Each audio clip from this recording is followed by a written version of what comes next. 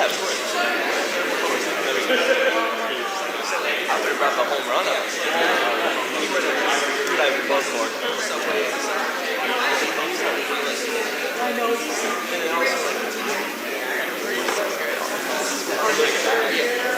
Give him the key to the city.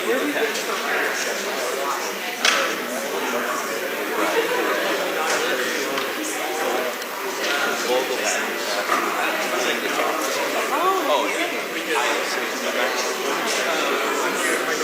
Oh, yeah. Well, we got a few people here. I didn't know that.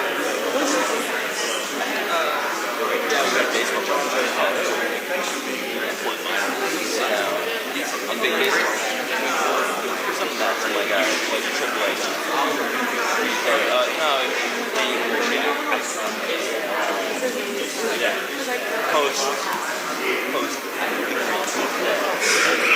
I walk up to him.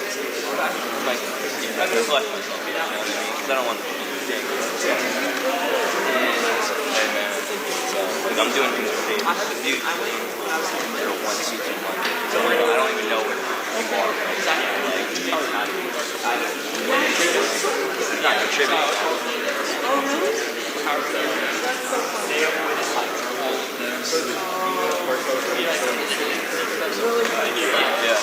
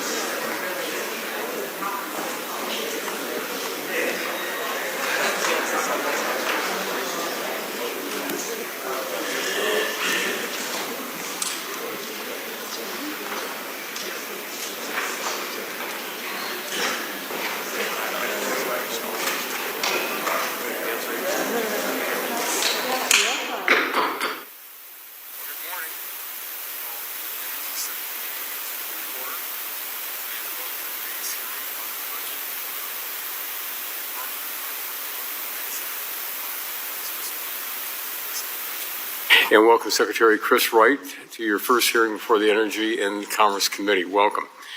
Secretary Wright, in your confirmation hearing before the Senate Energy and Natural Resources Committee, you stated 3 goals: unleash American energy dominance, lead the world in innovation and technological breakthroughs, and once again allow for entrepreneurs to build in this country. This sentiment could not come at a more critical juncture.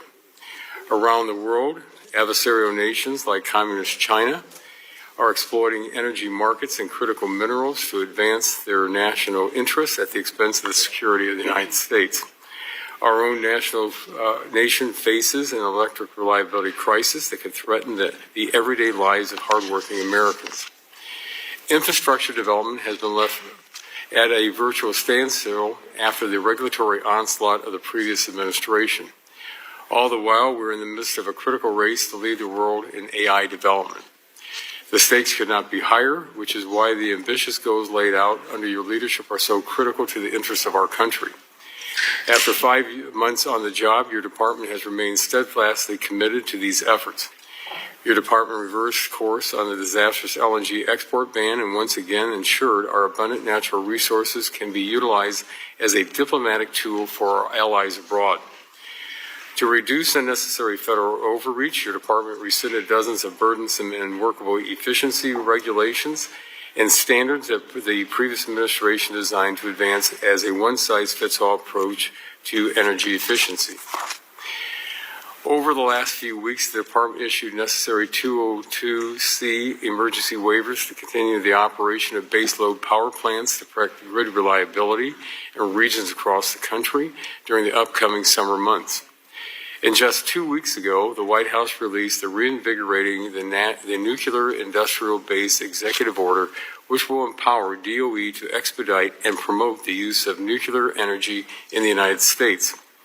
Importantly, these efforts will leverage the bipartisan work of our Advance Act to fuel a domestic nuclear renaissance and power next-generation industries. As you have documented, you are continuing your ongoing tour of all 17 national labs, our crown jewels, which will be critical in leading the world in technological breakthroughs. This includes the recent announcement of a new supercomputer at the Lawrence Berkeley National Lab that will be vital to the continued development of AI and fusion energy. I'm encouraged that your department has been rightly focused on the energy needs of our growing AI industry and why it is so important for our nation and the world for the United States to win. Your department has also remained committed to President Trump's agenda to be stewards of finite taxpayer resources by aligning federal resources with high-priority projects and eliminating wasteful spending. As we discuss cost-cutting measures at your department, it is important to remember that the previous administration received over $100 billion in new funding and $400 billion in loan authority from the Inflation Reduction Act or Infrastructure Investment and Jobs Act. The previous administration simply issued financial assistance awards in a haphazard manner that lacked accountability. In fact, in the 76 days between the election day and President Trump's inauguration, the department issued almost $100 billion in new loans compared to the $43 billion in loans issued over the loan office's 20-year lifespan. This level of government subsidies was irresponsible and unsustainable, focused on misguided priorities, and was often done to the detriment of free markets and private enterprises. The fiscal year 2026 budget reflects these priorities and will refocus the Department of Energy on its core mission as you continue reorganization efforts as is customary for incoming administrations. We look forward to our continued work together to achieve common goals to unleash American energy dominance, lead the world in the next generation of industries, and fuel economic prosperity throughout the country. I look forward to today's discussion, and I yield back the balance of my time, and at this time recognizes the gentlelady from Florida, the ranking member of the subcommittee, for 5 minutes for an opening statement. Well, thank you, Mr. Chairman. Good morning, Mr. Secretary. It's our job to hold you accountable and ask questions, and I appreciate you attending the briefing today to offer your budget. You know, the President promised to cut electric bills in half, but utility bills are way up, as is the risk of a resurge in inflation thanks to the administration's policies. It always sounded way too good that electricity bills would be cut in half, but hardworking Americans did not expect you to actively work to make their lives more expensive, reach into their wallets and grab their hard-earned cash. And that's effectively what your policies have done in just a few short months. And in addition to higher electric bills, the U.S. DOE is actively killing jobs. The U.S. Department of Energy, once the envy of the world for innovation, our national labs, and focus on cleaner, cheaper energy, is killing jobs. Mr. Secretary, you inherited a Department of Energy that was advancing an energy manufacturing boom. 1,000 new or expanded factories across America, 400,000 good-paying jobs just over the past few years. America had a strategy to produce more energy, reshore jobs, modernize the grid, invent the energy technologies of the future, and build and scale them here in the United States. This is smart policy, especially as energy is central to our national security, but you seem happy to cede the next generation of energy innovation and leadership to our competitors like the Chinese Communist Party. We need you to answer why you and Republicans in Congress are intentionally sabotaging America's progress, constraining our supply, and fueling higher household energy bills.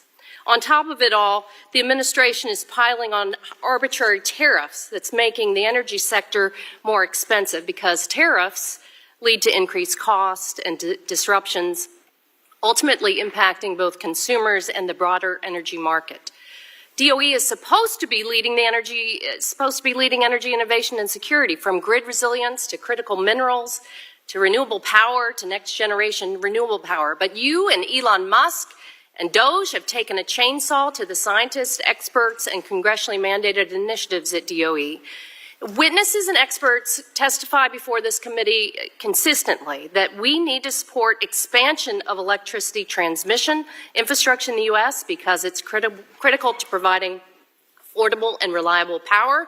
Yet the big ugly bill, as we affectionately call it, the billionaire tax break package, rescinds support for transmission facility financing, electricity transmission planning, modeling. It takes back the grants to facilitate the siting of interstate electricity transmission lines.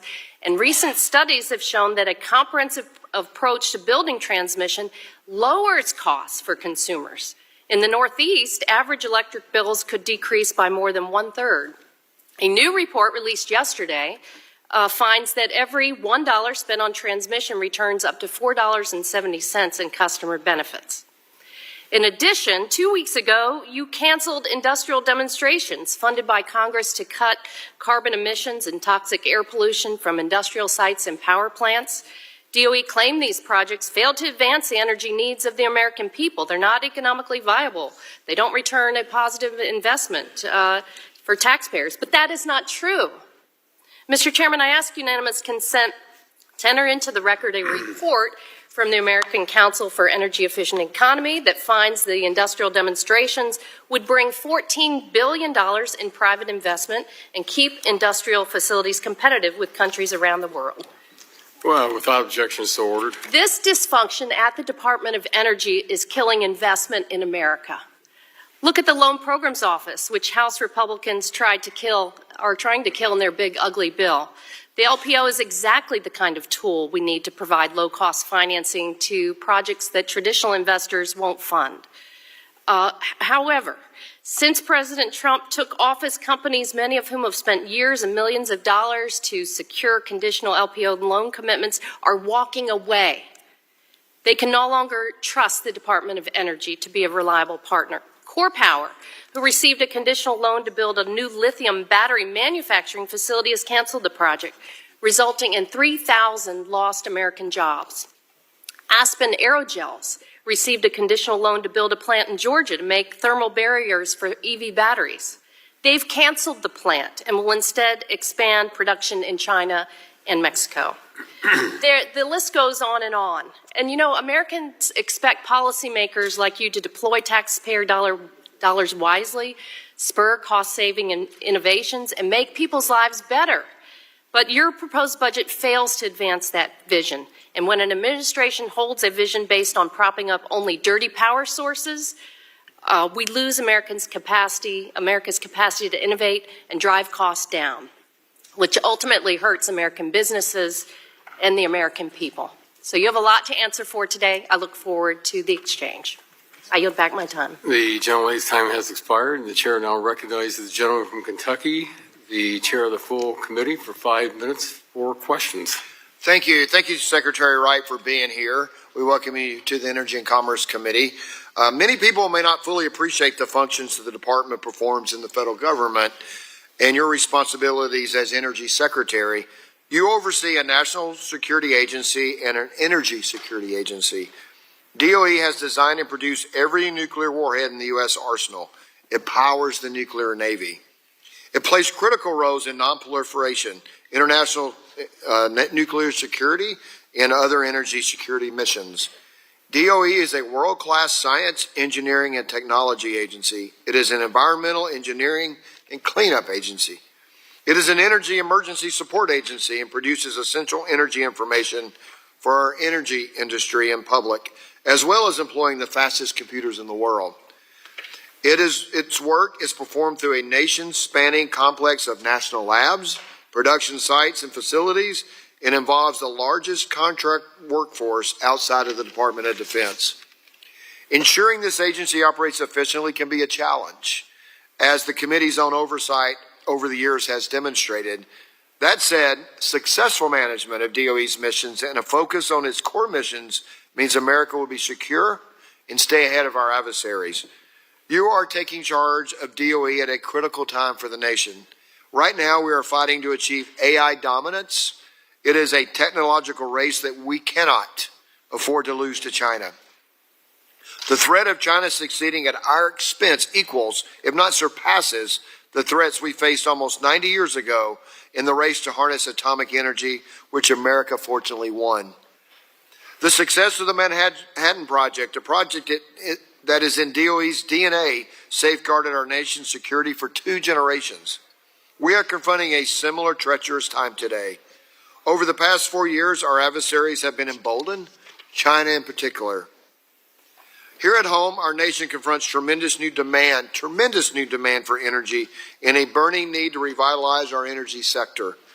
We need energy and more of it. We need to build out the types of energy that we can rely on to power our technological needs, to support our allies, and to build our economy. Against this backdrop, understanding how you plan to address the urgency of this moment is critical. Recent actions by the administration to supercharge the drive to restore our nuclear energy leadership, including at DOE, represent the kind of positive actions this nation needs. What will matter is how you execute these policies. So it is important to understand how you plan to manage the agency and align its budget to effectively meet your priorities and responsibilities and to measure the results. Every new administration takes steps to align DOE structure to meet its priorities. President Trump did it in his first term. President Obama did it twice. We should give you the flexibility to have the organization you need to be effective and to allow you to find efficiencies in agency management. We should not lose sight of the reality that the Department of Defense today operates about 35,000 more contractors and employees than it did 5 years ago. Most of that increase in the past 4 years. The agency used to put out a detailed annual performance report, but the last administration did not produce those reports, limiting accountability for measuring the results of work. Restoring accountability on that front would be welcome. And there certainly is room to be more efficient and effective across the agency and the enterprise for the sake of taxpayer stewardship. Ultimately, what matters is aligning DOE to deliver the nuclear and energy security results that are most essential for the nation and to support the engineering and science that will help us sustain a prosperous future. I really appreciate your willingness to be here to testify. We appreciate you being here this morning, and I will yield back. Thank you very much. The chairman yields back the balance of his time. The chair now recognizes the gentleman from New Jersey, the ranking member of the full committee, for 5 minutes for an opening statement. Thank you, Mr. Chairman. Today, we're here to discuss the Department of Energy's fiscal year 2026 budget request, but the destruction of our national energy policy had already started before we received this flawed and harmful budget. It started on day one when Trump signed disastrous executive orders that halted federal grants and propped up polluting fossil fuels. It continued with House Republicans passing the one big ugly bill that eliminates programs that are lowering energy costs and helping to build clean energy manufacturing here in America. Also, Republicans can give giant tax breaks to billionaires. And now we have a Trump budget that will increase household energy costs, prioritize oil and gas, undermine clean energy, and gut energy assistance programs. And at a time when energy demand is increasing, this budget will make it harder for our nation to meet the moment. So, Secretary Wright, welcome to the Energy and Commerce Committee. But I have to say I've tried to get answers from you on a number of actions at DOE, ranging from staffing cuts to project delays and funding freezes. But every single letter I have sent has gone unanswered. When appearing before a different committee, you seem to indicate that you view responding to Congress as an optional part of your job. And I want to be clear, it's not. And responding to this committee is part of your responsibility to the American people. After all, you owe them an explanation of your actions over the last 6 months. The agency has forced Americans to pay higher energy bills to keep outdated and expensive coal plants online. It is revoking energy and water efficiency standards that lower energy bills for American families. It canceled $3.7 billion in grants that would lower emissions from the industrial sector and create thousands of good-paying energy jobs. The Department of Energy also threw open its doors to Elon Musk and his Doge minions. Musk forced out more than 3,500 DOE staffers, and now the agency has lost experienced and valuable personnel with critical expertise. And now the Trump administration sends Congress a budget request that hollows out DOE even more, slashing funding by more than 25%. It slashes funding for the Weatherization Assistance Program, zeroes out grants for renewable grid integration and wind and solar energy, and cuts loan programs for advanced vehicle technologies and tribal energy. So, Mr. Secretary, in your confirmation hearing, you indicated that expanding the grid was, and I'm quoting now, important to securing and modernizing a resilient electricity grid to meet growing electricity demand, unquote. But your budget proposal rescinds billions of dollars in investments in the nation's power grid, making it even more difficult for us to modernize and secure it for the future. The Trump administration and congressional Republicans claim to care about competing with China. I hear that over and over again. But every action that they take only leaves America further behind in the global energy leadership race. By freezing and canceling investments in emerging clean energy technologies, the Trump administration is letting China win.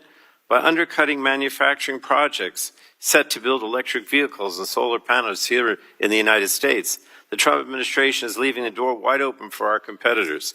They're letting China further grow its own supply chains and its global market share, and we were on the verge of a clean energy manufacturing renaissance, and the Trump administration has ground it all to a halt. And the Trump administration allowed its reckless alliance with Elon Musk and his Doge minions to threaten the operations of the National Nuclear Security Administration and the Bonneville Power Administration.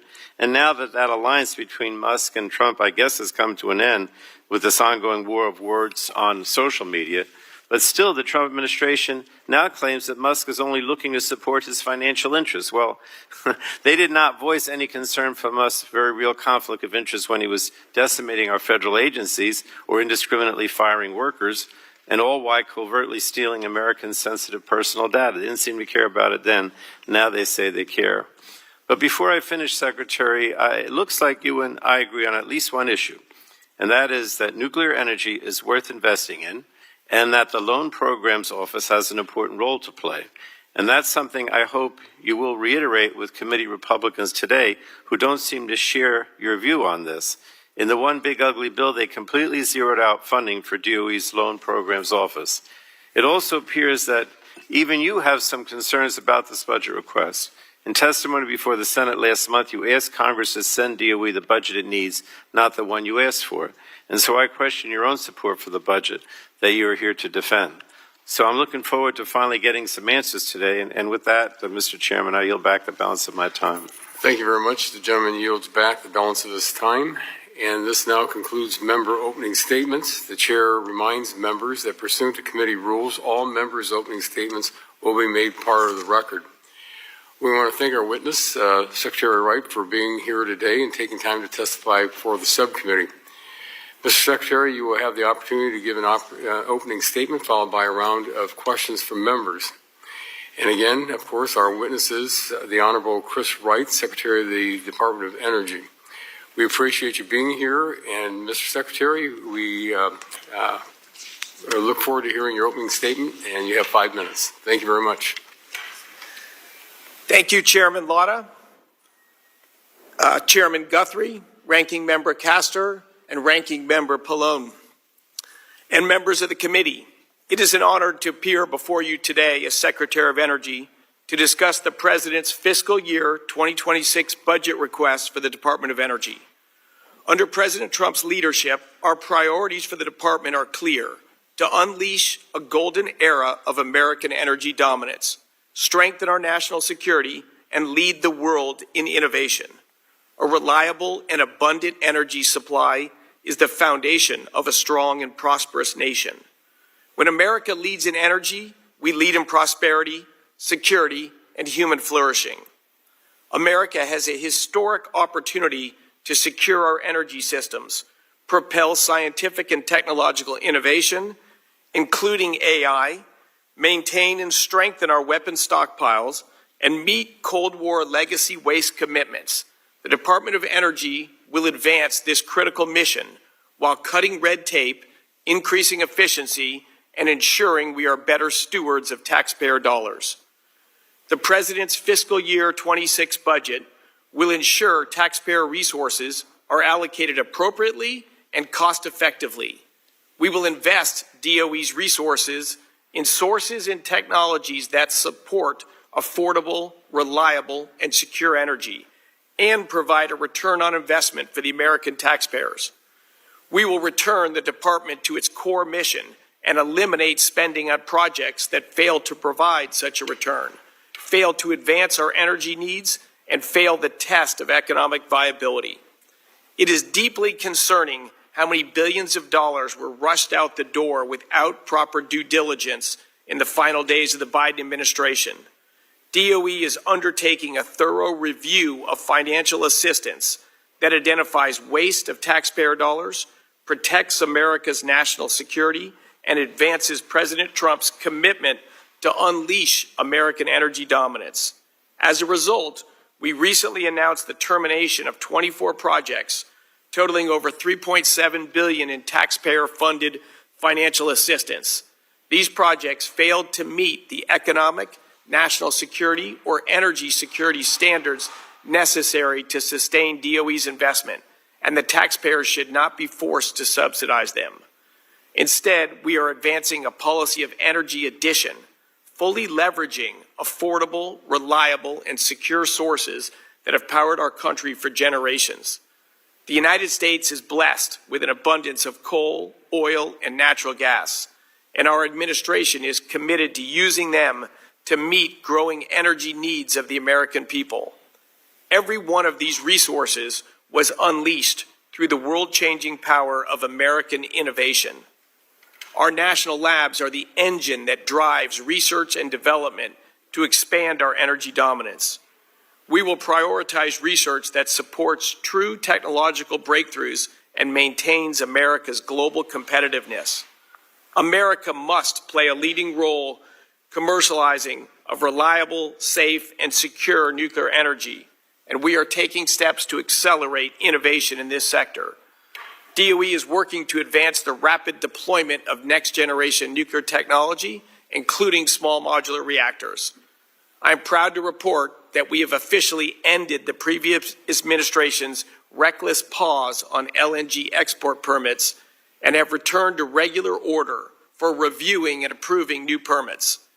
DOE will also work to replenish the Strategic Petroleum Reserve, a national asset that protects our security in times of crisis. I want to thank this committee for prioritizing funding to refill the SPR in the One Big Beautiful Bill as well. We're advancing President Trump's pledge to lower the cost of living and expand choice by right-sizing DOE's approach to home efficiency standards and regulations. Under the President's direction, we've begun slashing more than 47 regulations as part of the largest deregulatory effort in history. These actions are projected to save the American people approximately $11 billion while restoring consumer freedom and lowering costs. The responsible stewardship and modernization of the nation's nuclear weapons system is paramount for this administration. DOE is focused on addressing critical upgrades for the U.S. nuclear stockpile and maintaining our engine powerhouses for submarines and aircraft carriers. Both tasks will be even more crucial in the next few years. Our nuclear innovation as a nation began with the Manhattan Project, and the next Manhattan Project is clearly AI. DOE has a significant role to play in driving AI innovation for scientific discovery and national security. Our agency has world-class, high-performance computing capabilities, including 4 of the world's top 10 supercomputers. Harnessing our energy potential to power global AI leadership while meeting growing energy demand will be the challenge of our time. But America doesn't back down from big challenges or big builds. As Secretary of Energy, I'm honored by the responsibility to help meet the American people's growing energy needs and lead the world in energy development. I appreciated the opportunity to work with many of you on this committee to unlock America's full energy potential and drive down costs for families with the One Big Beautiful Bill. And I look forward to continuing to work together to achieve President Trump's energy dominance agenda. Thank you for the opportunity to testify before this committee. Well, thank you very much, Mr. Chairman, or Mr. Secretary, for your testimony today. And we will now move into the question and answer portion of the hearing, and I will begin the questioning and recognize myself for 5 minutes. One of the things I've asked over the last 4 years is the same question of our witnesses coming before us, Mr. Secretary. Do we need to have more energy or less energy produced in this country? Unquestionably more energy.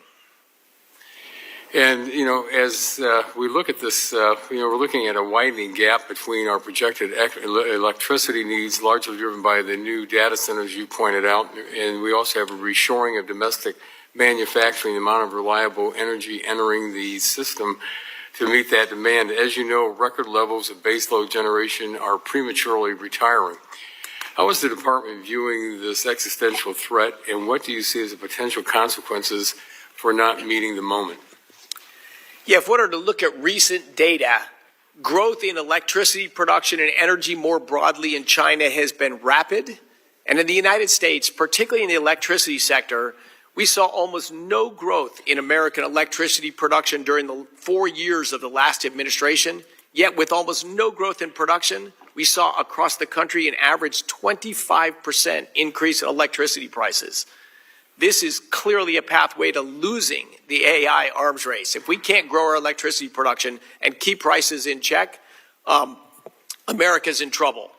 Our administration is entirely focused on unleashing private capital, getting the government out of the way to grow and expand our supply of reliable, firm electricity. That's what AI needs, 24/7, 365 electricity. But of course, that's what the American electricity grid needs as well.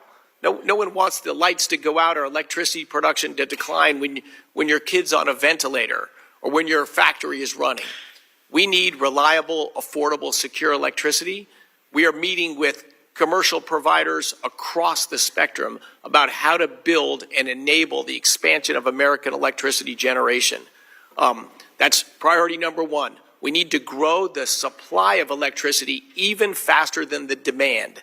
That's the only way to meet the demands of AI and reshoring manufacturing, and to stop the highly destructive and politically polarizing rises in electricity prices. There's a lot of momentum behind this, increasing the cost of electricity, restricting the ability to develop or even operate in the existing plants. So it's a big challenge.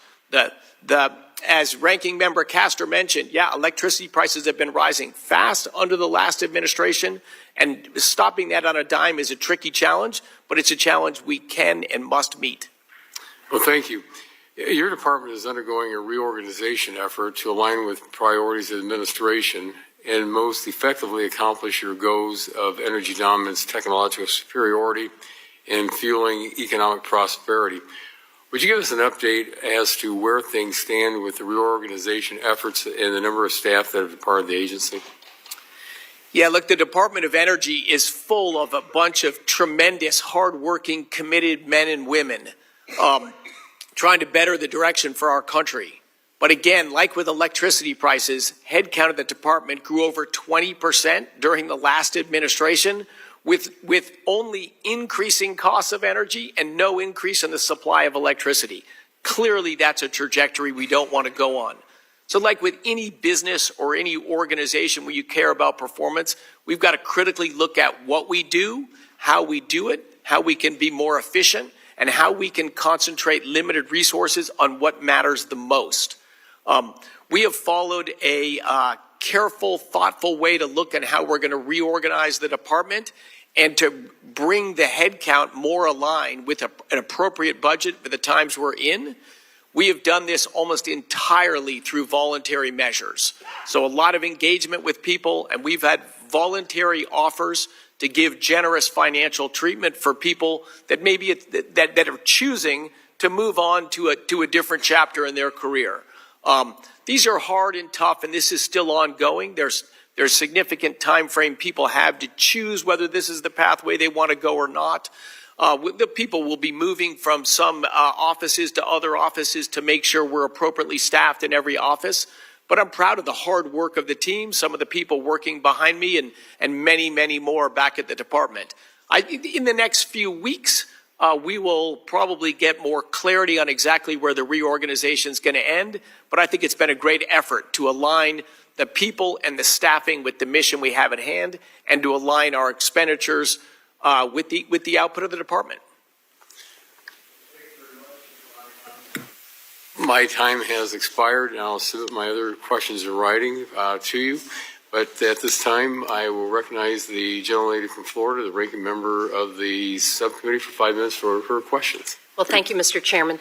Mr. Secretary, you've actively been throttling back energy production. You have been complicit in raising American families' electric bills and gutting innovation. So it's really hard to determine where to even start with this. But I'll start with an initiative that is very popular across the country that helps our neighbors back home save money, and that's Energy Star. It's a joint DOE-EPA initiative mandated in statute by Congress. In the past, it's been very bipartisan.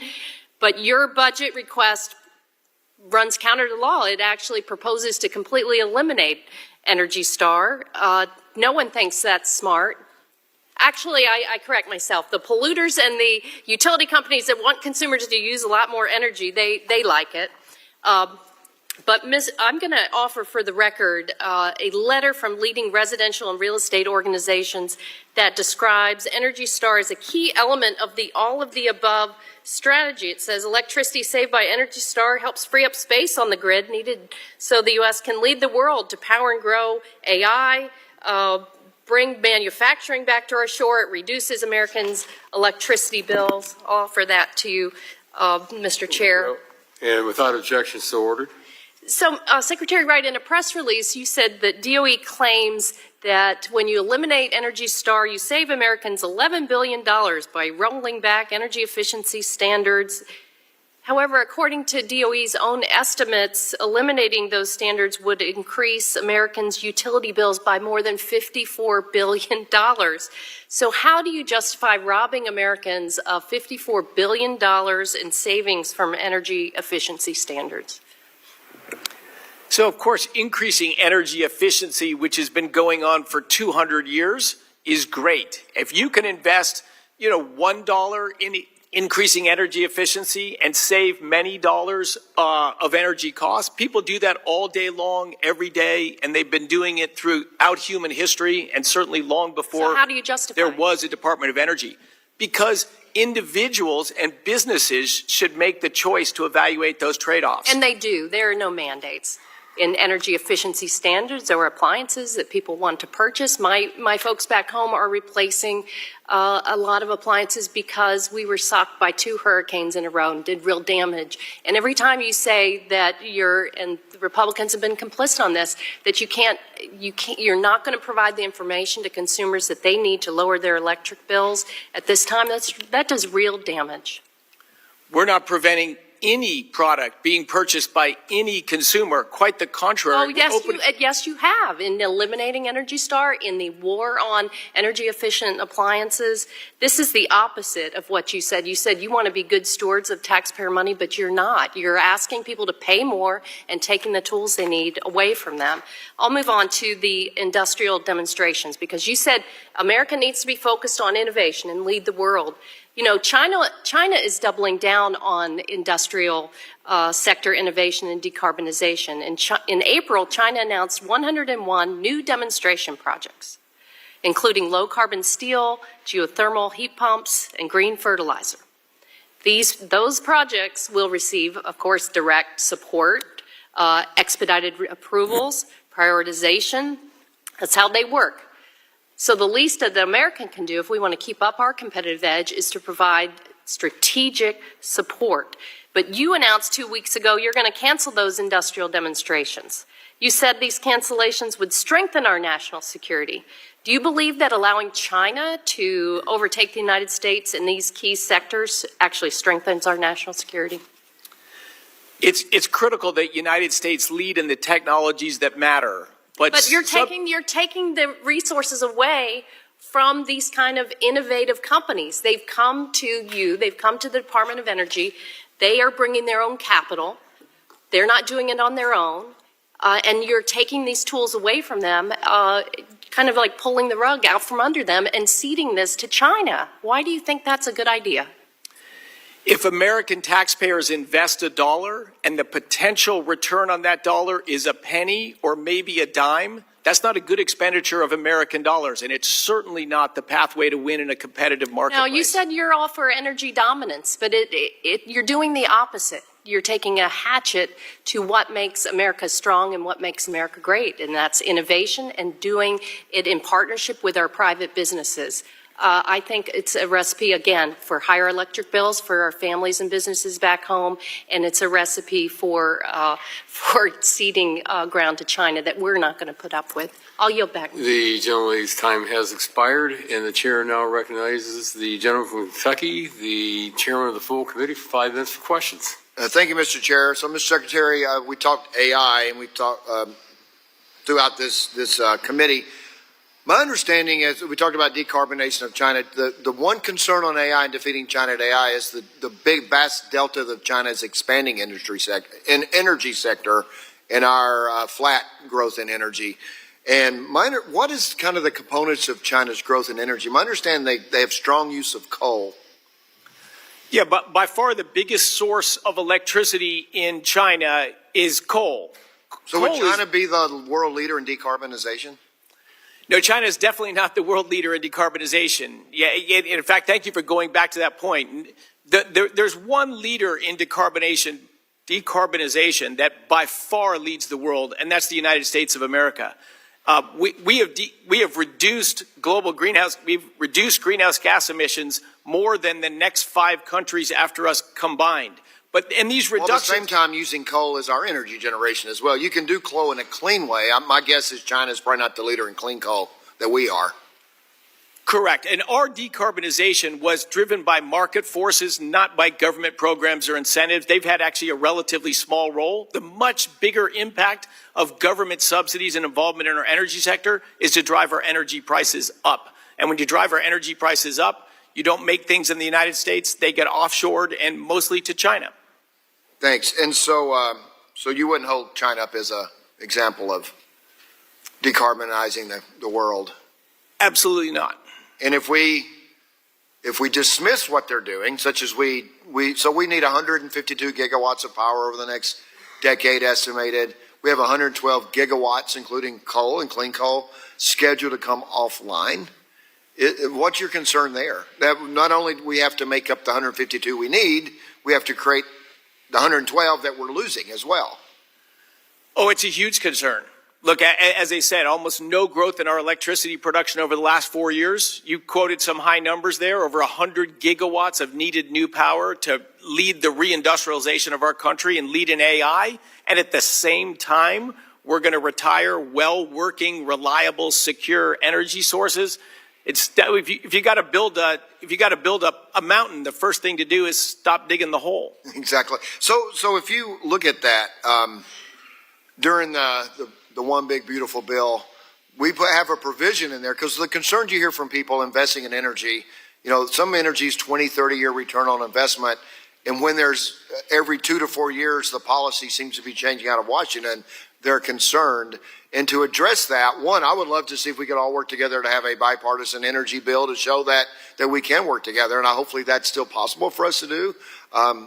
We're going to make that effort. I can guarantee both sides of that we're going to work on that. But you also came up with a provision that we put in the bill to help as well. And it's really not really insurance companies can pay into, but can you describe that program a little bit for us?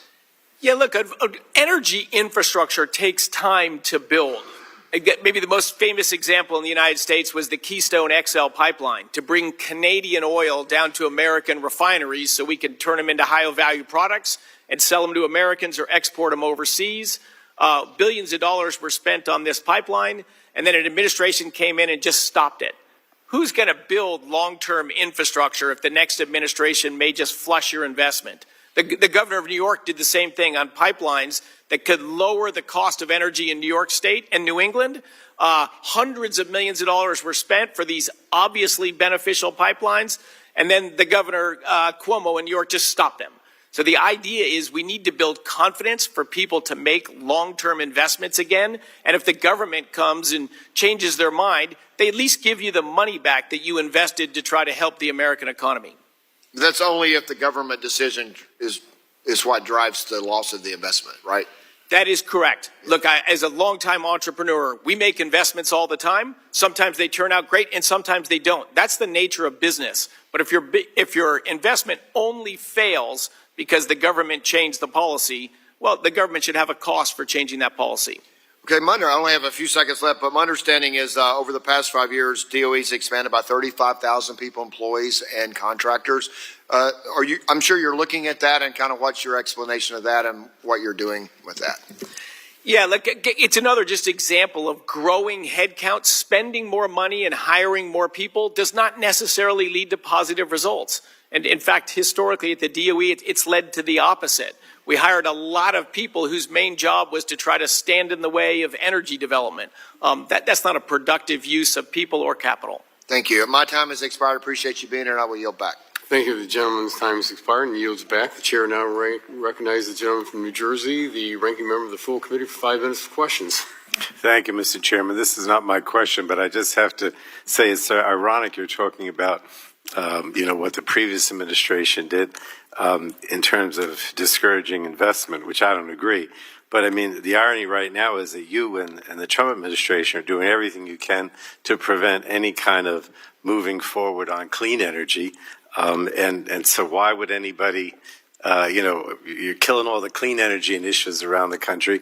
And so, what's happening now, which is very sad, is that what we really should be for is all of the above in terms of energy. And my Republican colleagues claim that, but that's not what you and they do. You kill clean energy and you encourage fossil fuels. And this going back and forth is certainly not good for the future in terms of America's dominance or energy independence. But that's not what I wanted to ask Mr. Secretary. I wanted to talk about the fact that the Trump administration has been laser focused on raising energy costs for Americans, despite what the president campaigned on. And an example came in the last month when your department ordered 2 power plants burning coal, natural gas, and fuel oil to stay online mere days before they were scheduled to shut down for good.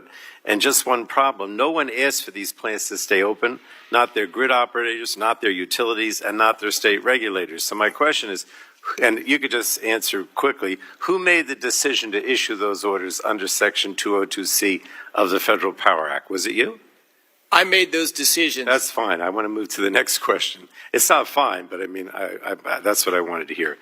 Now, your department ordered the utilities running those plants to get permission from FERC to charge customers to keep those plants online.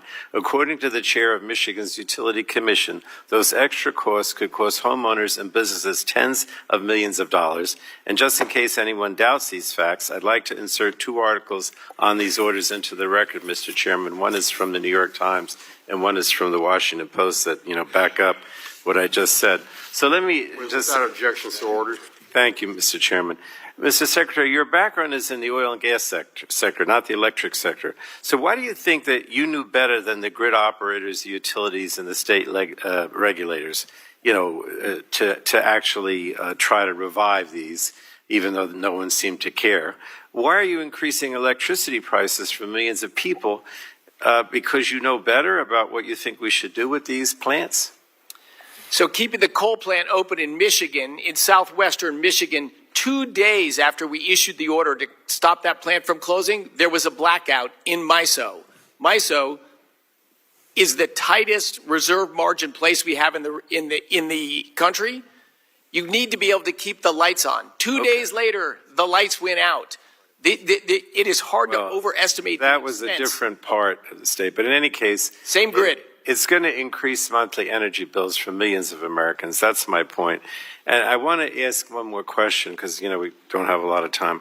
I want to turn to a statement you made about the department's loan programs office at a recent Senate hearing. You said, and I quote, "We do need to make sure we have funding available in the loan programs office because, used judiciously, it's a way to leverage private capital to make things happen fast." Now, the Republican governors of South Carolina and Indiana have made it clear that achieving the administration's desired nuclear build-out will be impossible without the loan programs office. office. And I'd like to ask unanimous consent to enter into the record a letter from the South Carolina governor in which he states that without the existing federal tax credits and loan programs for nuclear power that making financing new nuclear power generation possible, that effort would be dead without the loan program.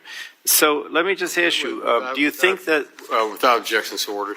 Thank you, Mr. Chairman. Do you think that it's possible if federal funding for the loan programs office is clawed back, that they're going to be able to accomplish this goal? That's not what the governor says. There's a funding request in the proposed budget for the DOE to continue the loan program office. And yes, I do think it's a helpful tool to launch nuclear energy, which is why we're requesting money to do just that. Right, but in the House Republican Reconciliation Bill, they get rid of it. So that's inconsistent, obviously, correct? I'm not sure all of the funding is gone in the House Reconciliation Bill, but it is... says all unobligated funding. I mean, clearly it's going to cripple the program. I mean, all I'm asking you to say is you'd like to see the program continue despite whatever the Republicans are doing here. Is that accurate? That's accurate. All right. Thank you so much. Does the gentleman yield back? Yes.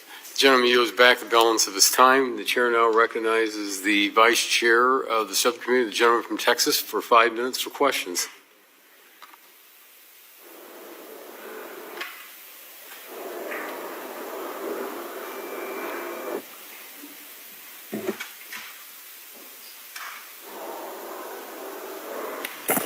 Thank you, Mr. Chairman, and Mr. Secretary, we thank you for being here. And before I get to the questions, I want to note for the record that the Keystone Pipeline would have come into my district over there on the Gulf Coast of Texas, 830,000 barrels of product a day.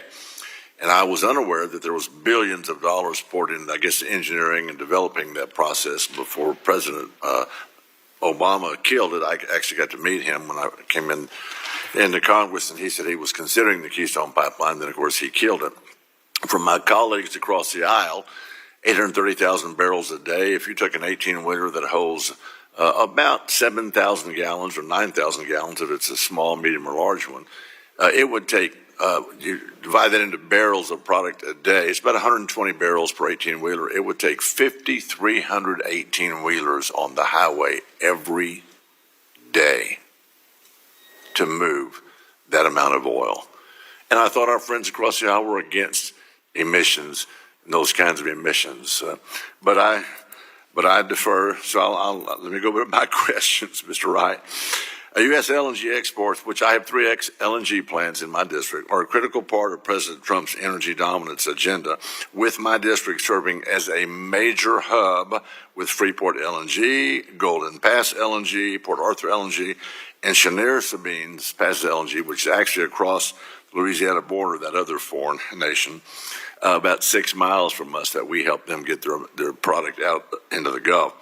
Since 2016, the U.S. has become the world's largest LNG exporter, generating over $400 billion with a B dollars in economic growth, and has supported an average of 273,000 direct and indirect and induced U.S. jobs.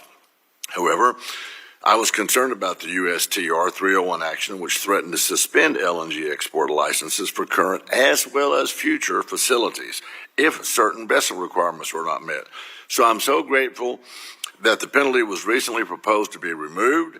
So the question is, does the DOE have the sole authority over LNG export licenses, and what steps are we taking to further support and grow U.S. LNG exports, Mr. Secretary? Yes, the DOE is the entity with authority to grant or not grant LNG export licenses. We take it very seriously. We have a lot of projects in the queue. We evaluate them thoroughly and expeditiously, and it's the fastest growing United States export. And in fact, natural gas is by far the fastest growing source of energy in the United States and around the planet. So it's huge economic opportunity for the United States, and I'm excited to see the huge private capital flowing in to grow the capacity. Sure. Well, I appreciate that. And of course, as you know, Texas is the #1 wind energy state as well as solar panel state in the country. 20% of our power comes from wind and 5% comes from solar. It's funny to hear my friends across the aisle talk about how we're trying to kill green energy. No, we're not. We're just recognizing that we need a stable, reliable, dependable, affordable energy base to be able to do these things. Let me move on. You know, maybe I wonder if you would be willing to testify at Science, Space, and Technology Committee if we could get you in there sometime. I'm the committee chair, subcommittee chair for energy there too, but we'll catch up on that a little later. Under President Biden, Mr. Secretary, the petroleum reserve, strategic petroleum reserve, as we discussed, 60% of it, my district, 60% of it has been unbelievably drawn down. It's reached its lowest level since '83. When Biden took office, the SPR contained 638 million barrels of oil. Today, it's 375 million barrels, roughly half. In his 2025 inaugural address, President Trump made a commitment to refill the SPR. In this committee's reconciliation title, we authorized $2 billion to big crude purchases, conduct repairs, and buy back 7 million barrels from mandated sales. So do you think the department's plan to refill the SPR will work with what we've done in the reconciliation package? It's a start, absolutely. I mean, the immediate things we need to do is finish the repairs on the Strategic Petroleum Reserve. It was drawn down so quickly that causes some damage to the infrastructure itself. So those repairs are ongoing, and they're a non-trivial amount of money to repair the SPR. Then we also have to spend some money to offset planned additional sales of oil that were also entered into to reverse those so we don't shrink the deposits. And then additional funds will be used to fill it. But yes, I thank you for that funding. And very quickly before I yield back, Mr. Chairman, if I can. So you actually have a plan to build up our energy at affordable prices, not make energy higher. Thank you, Mr. Secretary. I yield back. The gentleman's time has expired, and the chair now recognizes the gentleman from California's 50th District for 5 minutes for questions. Thank you, Mr. Chairman. Thank you, Secretary Wright, for coming. I appreciate it seeing you today. I want to ask some questions about transmission and the grid. In your first secretarial order, you committed to use all lawful authorities to strengthen the grid, including the backbone of our transmission system. Since 2005, FERC has had the authority to act as the sole permitting agency for large multi-state transmission lines that your department deems to be in the national interest, but the federal government has not once used this authority due to litigation and endless bureaucracy regarding DOE's role in the process. That's Bush, Obama, Trump, Biden never used the authority. The backstop permitting authority for transmission is also a fraction of the authority that FERC has long had over natural gas pipelines and LNG, which always get their one-stop permitting shop at FERC. So my question is, would you support bipartisan efforts in Congress to streamline this permit authority for large transmission lines, including would you be supportive of establishing permitting parity at FERC between natural gas and transmission? Absolutely. The United States needs to build more energy infrastructure of all kinds, and certainly including transmission lines. Okay. And I agree with my colleagues that we're walking into a reliability and affordability crisis. And I think to the extent that's because right now our grid is planned in a way that's segmented, costly, and inefficient. The various regions across the country have no incentive to work together or ensure that we're meeting load growth in the most efficient and cost-effective way. Last year, the North American Electric Reliability Corporation, NERC, released a study showing that an additional 35 gigawatts of interregional transfer capacity, which are grid connections among regions, would make the grid more resilient against extreme weather, with lower costs, and enable us to meet load growth. The study also says that building interregional transmission maximizes the use of energy resources, including peaker plants like natural gas, by enabling regions to send power where it's abundant to where it's most needed. Do you agree with the results of that study, and what can you do with the department to help build more interregional transmission infrastructure and use DOE authorities to build more interregional transmission? Look, so I can't speak to the specifics in that study. I do read a lot about this studies, but I can't comment on that one. But yeah, are we better off with Sometimes more? Sometimes as the SEAM study, you might have heard it that way. Yeah. Look, there's no doubt that our country and our grid would benefit from more transmission. And it is a subject at of active study and discussion at the DOE. The problem, as you know, the historical record of building transmission is just deathly long, incredibly hard. NEPA and environmental protests have made it more than a decade to build anything. Very frustrating. We're working on that. We'd love to get that faster. And in the meantime, we're also working on things to take existing right-of-ways and either have dynamic rating on lines. They have a certain maximum power they can put through, but it depends on temperature and wind speed. Don't disagree with any of that. I think actually I'm working on NEPA right now myself because I agree with you. But the issue I'm raising is the lack of incentive among regions to cooperate with each other to build transmission that I think undisputedly would make our system more reliable and offer lower costs for consumers. And what I would love to get is the opportunity to work with you, get your commitment that that's something you want to do, and that you would work with us on a bipartisan approach to getting that done. Would love to work with you. Would love to. And you're right, not just in the interregional transmission, but there's a lot of just the wrong incentives in our electricity grid because of the regulatory environment. So I look forward to working with you in a bipartisan basis to figure out how to make electricity easier to move and cheaper to buy. All right, and also I think we have some different understanding of the facts of the production of energy. I just wanted to say the U.S. produced record oil and gas in 2023, more than we've ever produced before. We always thought it was an irony that we produced more oil and gas under Biden and more renewables than under Trump, and more renewables under Trump than we produced under Biden. And in fact, electricity production is up about 5% over the last 5 years. We know we got to do more electricity production. And the one thing I would just say, you mentioned a concern about investors losing their investment in energy because of a change in government policy and maybe the government should reimburse them. We're about to do just that. There's 2,600 gigawatts of energy lined up to get connected. About 90% of that is non-emitting, what we call clean energy. And they depend on these many of the tax incentives that have been laid out in existing law. And I think the administration is proposing not to phase those out, but just to cut them off. And a lot of that energy won't be realized because of that. I assume you're not suggesting we pay those people for changing the law like you just said. No, look, the subsidies for wind power, the production. He's out of time. If you do it in about 10 seconds, that'd be great. Yeah. Those subsidies are decades old. We absolutely should get rid of them as soon as possible. We're changing the law and hurting investors, like you said you were concerned about. It's removing subsidies. It's not preventing construction. It's current law. The gentleman's time has expired, and the chair now recognizes the gentleman from Georgia's 12th District. 5 minutes for questions.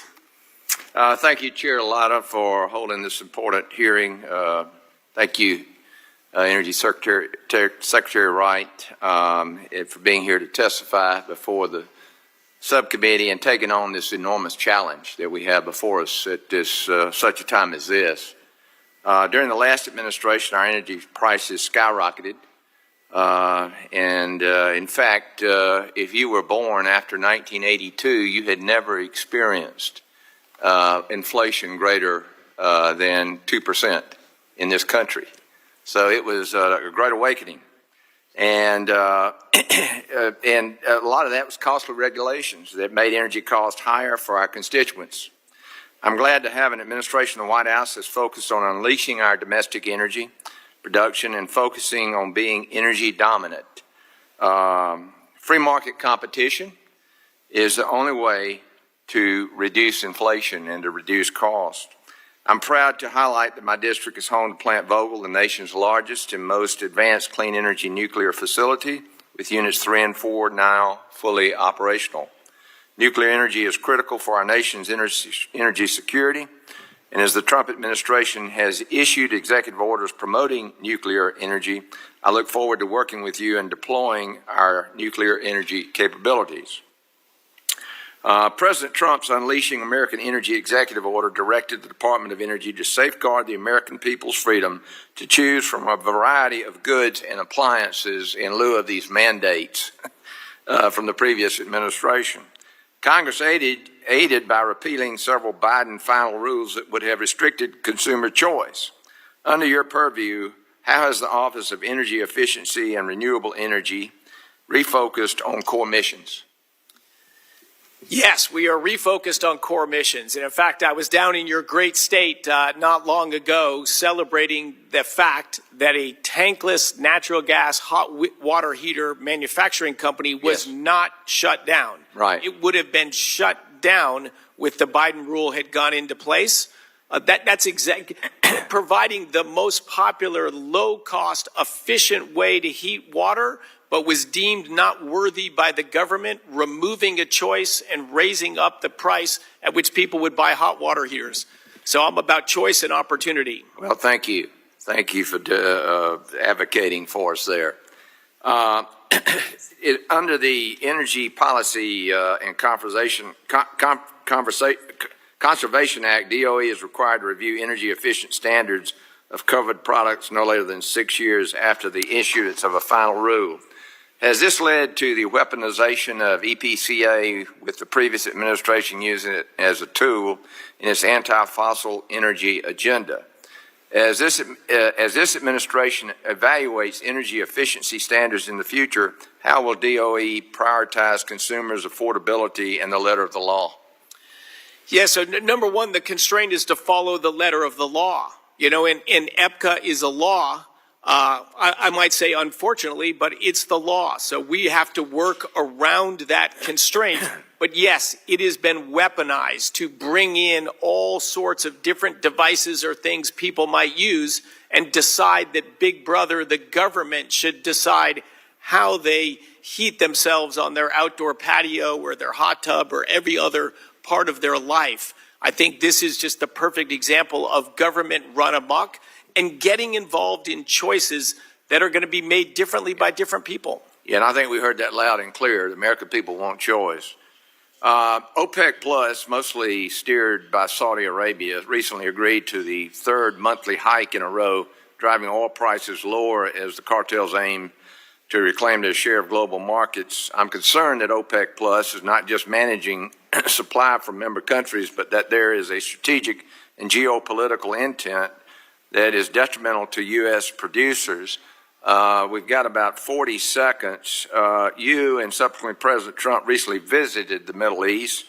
It is great to see the Secretary of Energy promoting U.S. energy on the global stage again. Can you tell us more about the conversations that took place related to global oil markets? And I need to do that in about 20 seconds. Yeah, well, two main topics were discussed. The huge amount of capital they developed, their goal is to invest as much of that as possible in the United States into our energy infrastructure and other industries in our country, and we welcome that investment. And we discussed a decadal-long outlook for demand for energy, just trying to base in reality what investments are needed today to supply energy demands a decade, 2 decades, 4 decades from now. There was almost zero dialogue on today's oil prices or supply and demand in the short run. Good. Thank you, sir, for your service to our country, and I yield back. Thank you. Thank The you. gentleman's Thank time you. has expired, and the chair now recognizes the gentleman from New Jersey's 8th District for 5 minutes for questions. Thank you, Chairman. Secretary Wright, this administration has made clear it wants to make America energy dominant. Is that correct? Yes.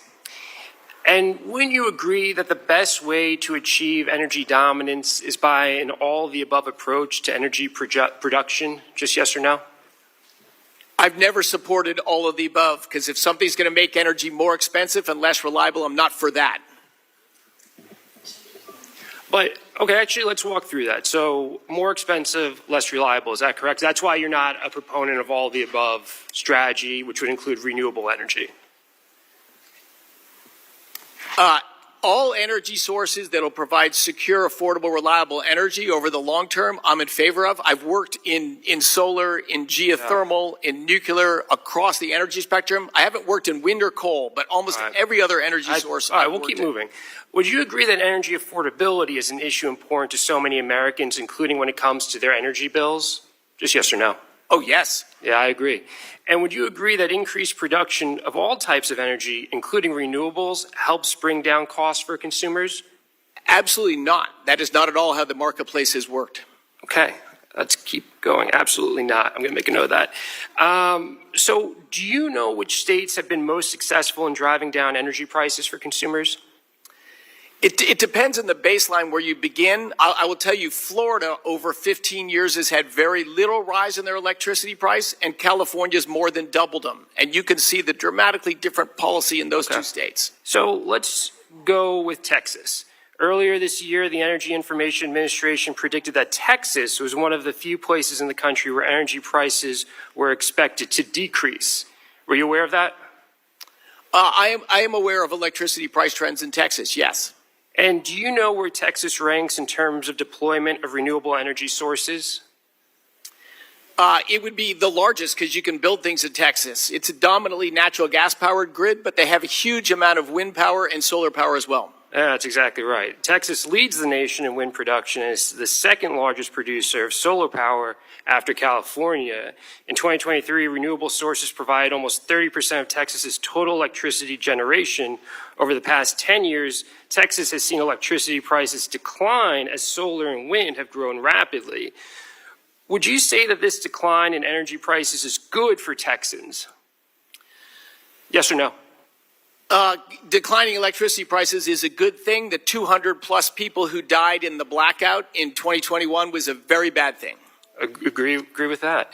Would you agree that consumers in Texas are benefiting from lower energy prices that result from increased renewable energy production? I don't think that's a meaningful driver of reduced energy prices in Texas. Why is that? Because the more energy production leads to lower prices. Isn't that generally the idea, supply and demand? Only if you can store something. You have to match supply and demand at every instant on an electricity grid. You can't just put extra energy in a pot. And it seems like Texas has been successful at that because production has gone up with renewable energy. It accounts for about 30% of their energy production, and consumers are seeing lower prices. Natural gas is the biggest source of electricity in Texas. Natural gas prices have gone down. It's also But going back to all the above, Texas has both legacy energy production and also clean renewable energy, and what you're seeing is lower prices. Is that not accurate? It just seems like that's just a truth that you don't seem to want to admit to. It's lower prices are good. Yes, lower prices are good. And renewables at any penetration level are not necessarily ruinous. I'm just saying the drive down in Texas electricity prices has not been primarily driven by wind and solar. Primarily, but would you say it's a contributing factor? You're going to say zero. It's not a contributing factor at all. That's your testimony today. It has zero impact on the price for consumers. That's not my testimony. My testimony, it's more complicated than you're putting it out there as. And I think it's simpler than you're making it seem. So let me ask you this. Despite Texas's success in embracing renewables and the real results of bringing energy prices down for consumers, are you still opposed to an all-the-above energy approach that includes renewables? Just a simple yes or no. I'm not opposed to renewable energy at all. I don't use the term renewable because they're not renewable, but I'm not opposed to alternative energy sources. I've worked in them. I've invested in them. So I'm not opposed to them. But we need to do them to lower prices and keep grids stable, not as ways for wealthy people to gather dollars from the government. Well, that's a lot to unpack in the 5 seconds that I have, so I will leave it there. But I think your administration is doing a disservice to the people that want to see a growth in renewable, clean, alternative energy, and we should continue to invest in it because we've seen success in places like Texas. Thank you for being here. I yield back. Thank you very much, gentleman's time has expired. The chair now recognizes the gentleman from Ohio's 12th District for 5 minutes for questions. Thank you, Mr. Chairman, and thank you, Secretary Wright, for being here today. I'll start off with U.S. LNG exports have been a game changer for natural gas producers in Ohio, the state where I represent, as well as our allies around the world. Opponents of LNG exports often push the narrative that exports raise domestic natural gas prices. However, the vast majority of studies, as well as Henry Hub data, show the opposite. Boosting exports increases domestic production, which lowers the price for American consumers. In fact, while LNG exports rose by roughly 14 BCF per day between 2016 and 2023, dry gas production jumped by 31 BCF per day. And despite total U.S. natural gas consumption almost doubling from 2010 to 2023, the 2023 average natural gas price of $2.54 was the second lowest level in over 35 years, only exceeding 2020 pandemic levels. Mr. Secretary, can you talk about the potential of U.S. LNG exports not only for our allies, but how boosting LNG can keep natural gas prices low for the consumers here at home? Thank you, Representative. And I agree very much with your premise. 17 years ago, the United States was the largest importer of natural gas in the world, and we had over 1,000 rigs drilling specifically to produce natural gas. Today, that over 1,000 rigs is only 100 rigs drilling in the United States for natural gas. And as you pointed out, we've become the largest net exporter of natural gas in the world. This is technology, this is efficiency, and this is infrastructure that gets built to move natural gas at scale. All of those ultimately lower the cost to produce natural gas. They lower the cost to American consumers of what is today the biggest energy source in the United States. 70% of total energy, not just electricity, but total energy consumed in the United States comes from two things, natural gas and oil. And so you're right, this growth in natural gas has not only been great for American consumers and businesses, but it's our fastest growing export. Within a decade, I think it'll be the largest export from the United States of America. The natural gas story has been a great story. It's faced a lot of headwinds and a lot of political pushback and battles on the way there, but it has been a great story of lowering costs for American consumers and giving greater security to our allies abroad and growing the geopolitical influence of the United States. Thank you. And Ohio's been a leader in that, I should say as well. Amen. Thank you, Secretary. I appreciate you putting Ohio out there. One of the greatest threats to affordability is not exports, but the lack of pipeline infrastructure, especially in the Northeast. As you know, expanding our pipeline capacity is a top priority for natural gas producers in Ohio and the Utica and Marcellus Shale. How is your department working with FERC to prioritize natural gas pipeline development? Oh, active dialogues, not just with FERC, but across the government. And I think you pointed out a classic example. Why does the 6 states of New England all have expensive electricity and relatively expensive home heating? Just a lack of a pipeline. Tremendous gas resources in Pennsylvania, West Virginia, and Ohio that have changed the game for people living in those regions. But New York State has historically stood in the way of building a new pipeline or expanding pipeline access through its state. I think we're going to change that. I hope we're going to see 2 pipelines under construction in the next 12 months, which would really lower electricity costs, home heating costs, and opportunities for businesses to expand in New York State and New England. So building, and of course not just in New England, the United States needs a fair amount of new pipeline infrastructure. There are private developers and private capital that will fund it. To your point, we just need to have a more sane and reasonable regulatory environment to get certainty in a reasonable time frame to build these pipelines. But I support 100% your point. Thank you. With just 45 seconds left, so be watchful of the time.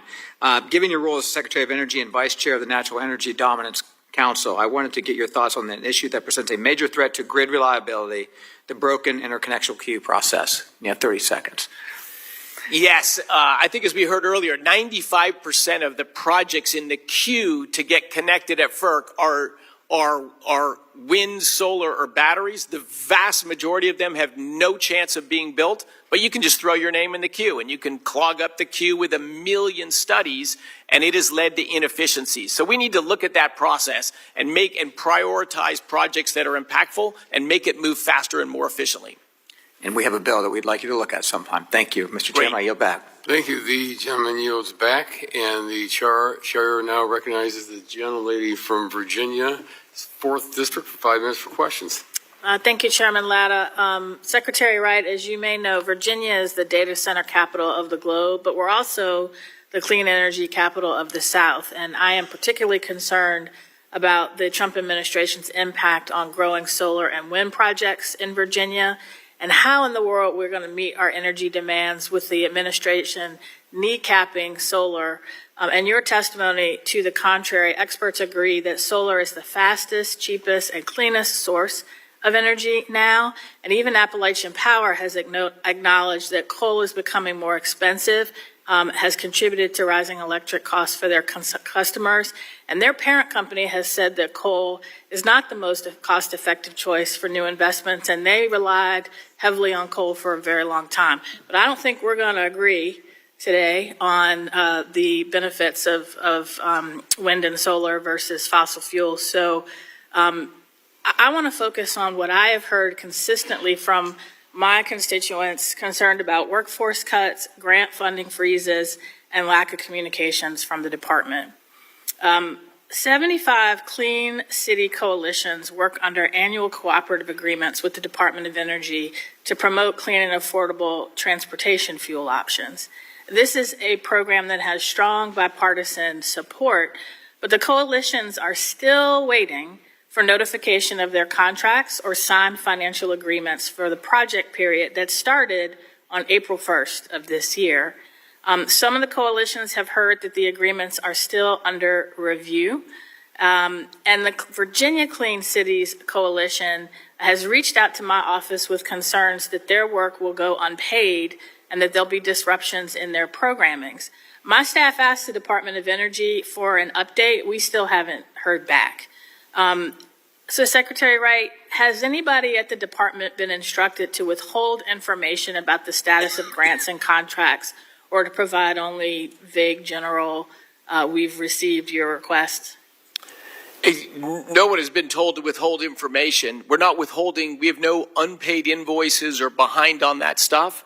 We are administering all the existing projects, and we're carefully evaluating the projects that are committed, which run into the thousands. Okay, well, they still have not gotten any response on their contracts, and I haven't gotten responses to my inquiry. We'll have to look into that. Can you give me I would like a specific date when the department will notify the Clean Cities Coalition about their contract status? We've been waiting for 2 months. And I don't think it's acceptable for community partners or members of Congress to go 2 months without an answer to their questions. In addition, the department recently canceled dozens of grants issued by the Office of Clean Energy Demonstrations for carbon capture and decarbonization processes, and your fiscal year 26 budget eliminates this office entirely. Were the department's subject matter experts involved in reviewing and deciding to cancel grants? I'm sorry. Can you repeat just the last part of the question? So the grants issued by the Office of Clean Energy Demonstrations that have been canceled, was the Department of Energy experts involved in that, or was that DOJ?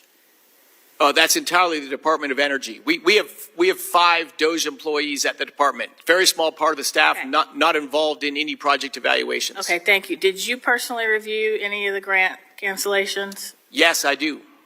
Okay, can you confirm that each awardee was given a chance to address any of the concerns raised by the Department of Energy before their grant was canceled?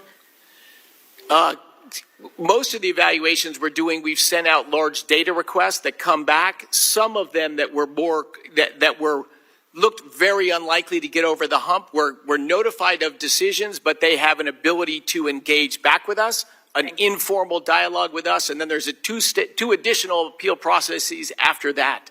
So if we've made mistakes or the projects really are beneficial, that'll be sorted out. Well, I'm glad to hear that. And again, I have found it I've only been here, this is my 3rd year in Congress, but I have been very concerned by the lack of responsiveness that I've heard from the administration, particularly from the Department of Energy, as we try to get answers for constituents that have had either grants cut, who have had notifications that they should have gotten months ago delayed. And as part of my job is oversight. And I recognize I'm in the minority party, but I'm a member of Congress too, who has oversight over your agency. And I certainly would hope that when Democratic members of Congress ask questions to the agency and our legislative liaisons, that we get answers. And when we don't, every time I see you, I'm going to ask you those questions directly. So thank you. So the gentlelady's time has expired. And the chair now recognizes the gentlelady from Tennessee's 1st District for 5 minutes for questions. Thank you, Mr. Chairman, and thank you, Secretary, for being here today. Tennessee's well known for providing nuclear services, and that's the line of questioning I'm going to go down today. We know nuclear fuel is essential to the success of America's nuclear renaissance and our energy security, and this committee led on the Russian uranium ban. legislation enacted last year, and the legislation provides certainty to the market and is a prerequisite for new investment in the U.S. nuclear fuel supply chain. My question is the DOE committed to continuing to implement the ban legislation going forward, including a rigorous process to grant waivers to the ban?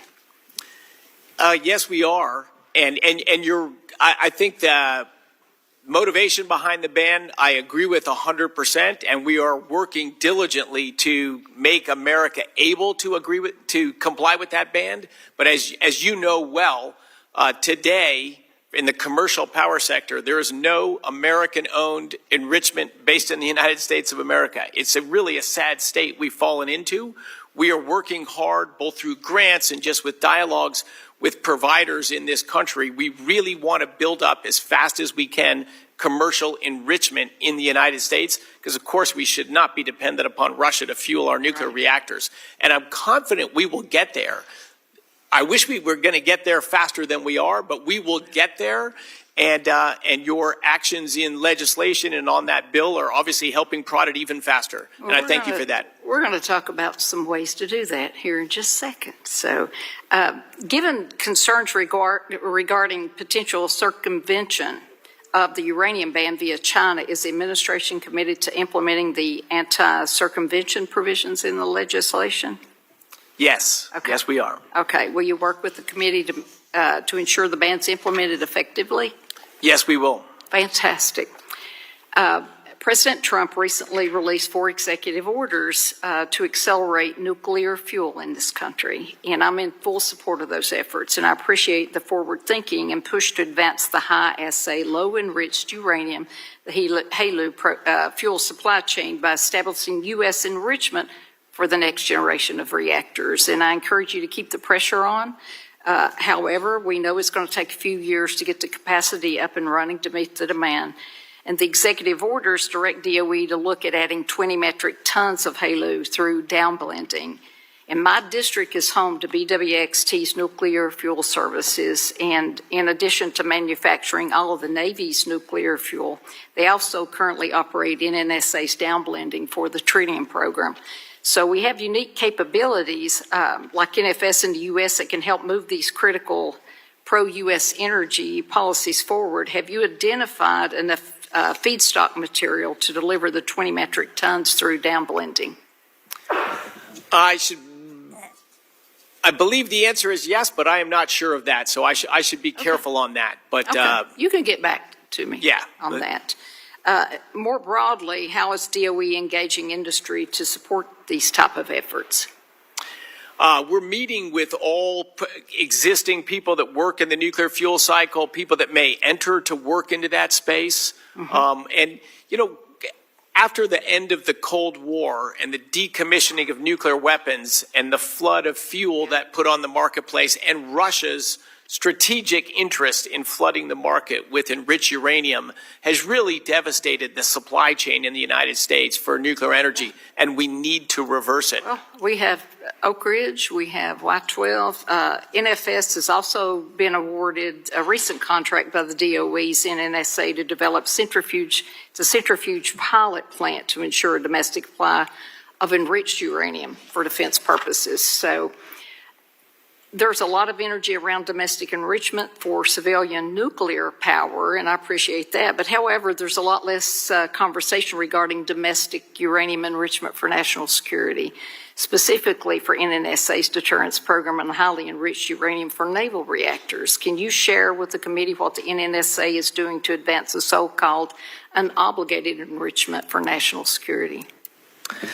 It is an active dialogue. We do enrichment, as you know, for our weapons programs and our national security reasons. Yeah. And I should say as well, look, Tennessee is a nuclear powerhouse, and not only me personally, but the country thanks Tennessee for what you provide to the nuclear complex, and I believe what you will growingly provide to the country going forward. You know, Oak Ridge has a centrifuge technology, and I understand that NNSA selected an industrial partner to help advance the lab's U.S.-derived technology with plans to build a pilot plant. can you provide an update here for the record on where this program is, or where it ranks in NSA's priorities? Because China and Russia aren't sitting idle. The gentlelady's time's expired, so if you want to submit that question for the record, that'd be Okay, I can do that. I got a couple more. We'll Thank submit them. Thank you. Thank you. The gentlelady's time has expired. The chair now recognizes the gentlelady from Colorado's 1st District. Thank you so much, Mr. Chairman. Welcome to my fellow Coloradoan. Mr. Secretary, one of the things that frustrates us on this side of the aisle is the expression of lofty goals regarding energy expansion and operational efficiency. You talked about it in your opening statement, and I want to expand on my colleague's exploration of the issue of nuclear energy with you, which I know is one of the administration's energy goals. Is that right? Yes, yeah, Thank absolutely. you. And so just to let you know, last Congress, former Chair Jeff Duncan and I worked with the committee and the Senate to enact into law a bipartisan bill. I'm sure you know about it, the ADVANCE Act. It seeks to accelerate the deployment of nuclear energy technologies while ensuring the protection of public health and environment for future generations. I was really proud to be the co-sponsor of that. We had to do that bill because the NRC was already severely understaffed and over-leveraged. In 2022, the NRC had shrunk by 23% in just 6 years, and over a third of the agency personnel were eligible for retirement as recently as last year. So this was even before the Trump administration came in. So I want to talk about some of the cuts the administration is proposing in nuclear energy to the DOE, because what we're worried about, the NRC's already struggling, the DOE's cutting money. I don't see how we can achieve these lofty goals. So isn't it true the administration's budget would cut the Office of Nuclear Energy's funding by more than 20%? I believe it's a little bit less than 20%. It's actually about 24%. I may be in error, but Okay. I'll check that. But The budget also cuts the Advanced Reactors Demonstration Program funding by half. Is that correct? that program is phasing down. So Okay, yes. so yes. Since the beginning of the administration, DOE has lost over 20% of its staff due to terminating probationary employees and employees taking deferred resignations. Isn't that correct? Dominantly from deferred resignation. Yes, it's about 20%, correct? I don't have final numbers yet. Okay, I'll guarantee you it is. And finally, DOE is currently under a hiring freeze right now. Is that correct? That is correct. Okay. Now, so I want to talk about the administration's own stated goals for a minute. The president signed an executive order last month charging DOE with bringing 3 new reactors to criticality by July of 2026. That's just a little over a year. Is that correct? That is our goal. Absolutely. Okay, that was what the executive order said. Is that right? I don't have it in front of me, but we have an aggressive goal to ramp things up in many years. I will tell you that I never ask incorrect questions. I wish I was as flawless as you, but I'm not flawless, but I check my facts. Looking at all reactors built since 1950, are you aware that the average build time of those reactors was 8.1 years? And dramatically longer these days, but yes. Yes. Now, are you aware that the average application review process can take up to 5 years, and the commission phase typically takes 1 to 2 years? Yeah, I think you are correctly identifying some problems. Here's some good news. I have 1 minute and 16 seconds left, so I would like you to explain to this committee, given all the cuts that I just outlined, and given the personnel freezes, how the administration thinks that it is going to approve and bring online 3 new reactors to criticality by July next year. So number one, there are going to be demonstration reactors at the Idaho National Laboratory. These are commercial companies that have technology. So they're going to be demonstration, not actual energy producing reactors. That is correct. Okay, that's number one. Go ahead. And thank you for your leadership on the Advance Act, by the way, Representative. You're welcome. And the work on nuclear, it's not directly tied to the number of people. The NRC has grown hugely over decades and didn't deliver approved reactors. So there's difference between throughput and number of people. I don't disagree with that, sir, which is one reason I did the Advance Act. But if you're going to have a plan, even to put these 3 demonstration reactors up by next year, you have to have do you actually have a plan of how you're going to do that between now and then? And if so, I would like you to send it to me, seeing as my time is up. Yes, and will do. Thank you. I yield back. Thank you. The gentlelady's time has expired, and the chair now recognizes the gentleman from Texas 11th District for 5 minutes for questions. Secretary, good to see you. I never ask incorrect questions either. And the last secretary, I asked questions about how much energy we use, and she had no clue. So let's get big picture here. You have extreme expertise about how energy in this country works. I am worried about everybody who has testified here, especially those recently who have talked about data centers and the demand that we are going to see rising demand for electricity consumption and how we're going to keep up with manufacturing. Just big picture priorities that you have set out that will enable us as a country to set the conditions for private industry to meet that demand with adequate supply. Love to hear your thoughts. Yeah, look, as you know, over the years, we've created huge regulatory burdens on building infrastructure, on building pipelines, on building power plants, on building transmission lines. If you make it harder and harder and more expensive to do things, well, guess what? You get less of them. And that's what's happened in the United States. I heard a comment earlier that U.S. oil and natural gas production were at all-time highs in 2023, which was true, but that's because it's dominantly on private land and state land, and it's not on federal land. We've had huge federal obstruction efforts. They haven't been entirely effective on oil and gas that's produced on private lands and on state lands.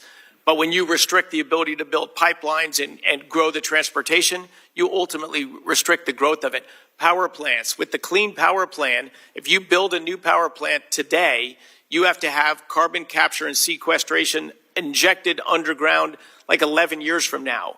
That's a technology we don't have at commercial scale, massively expensive. Parasitic load of maybe a third of the power plant has to go to that thing. People aren't going to invest money and build power plants with constrictions like that.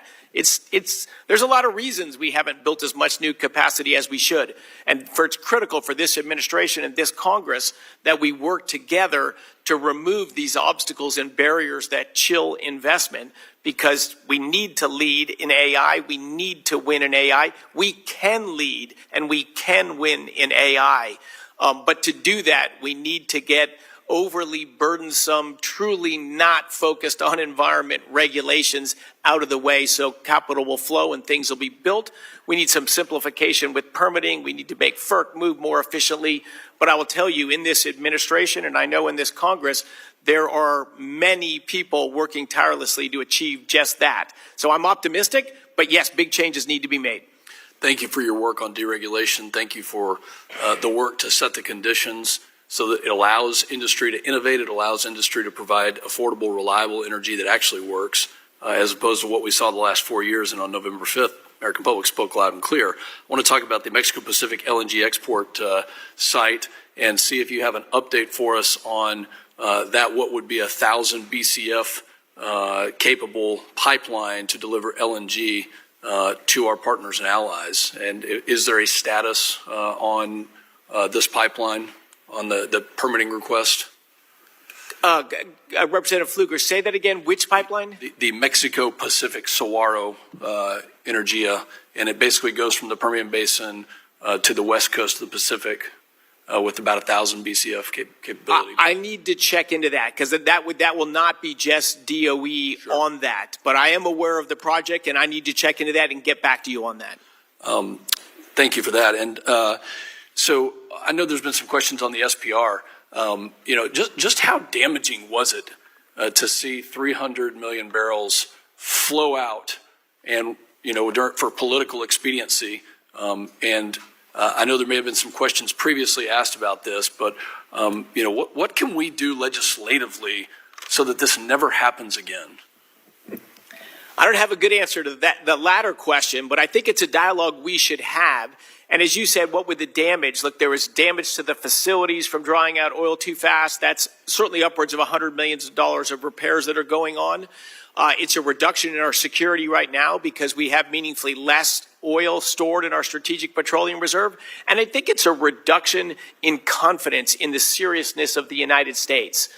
Strategic petroleum reserves are for strategic challenges that may arise in our future that we need to be prepared for, and to show that we're willing for political purposes to flush away nearly half of our strategic reserve for a short-term help in an election, presumably, I think hurts the credibility of the United States in how we view energy and how we view our strategic security. Thank you for your leadership. My district represents almost 45% of the country's crude oil production, and they want predictability. They want a horizon that they can provide that affordable, reliable energy on. Thank you for helping to set those conditions. I yield back.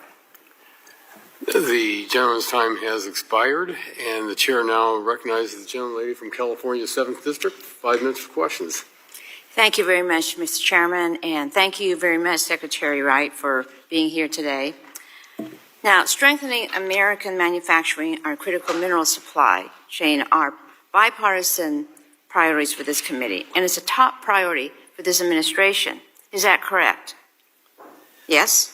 I didn't hear everything you said, but reshoring manufacturing to this country is absolutely a top priority. All right.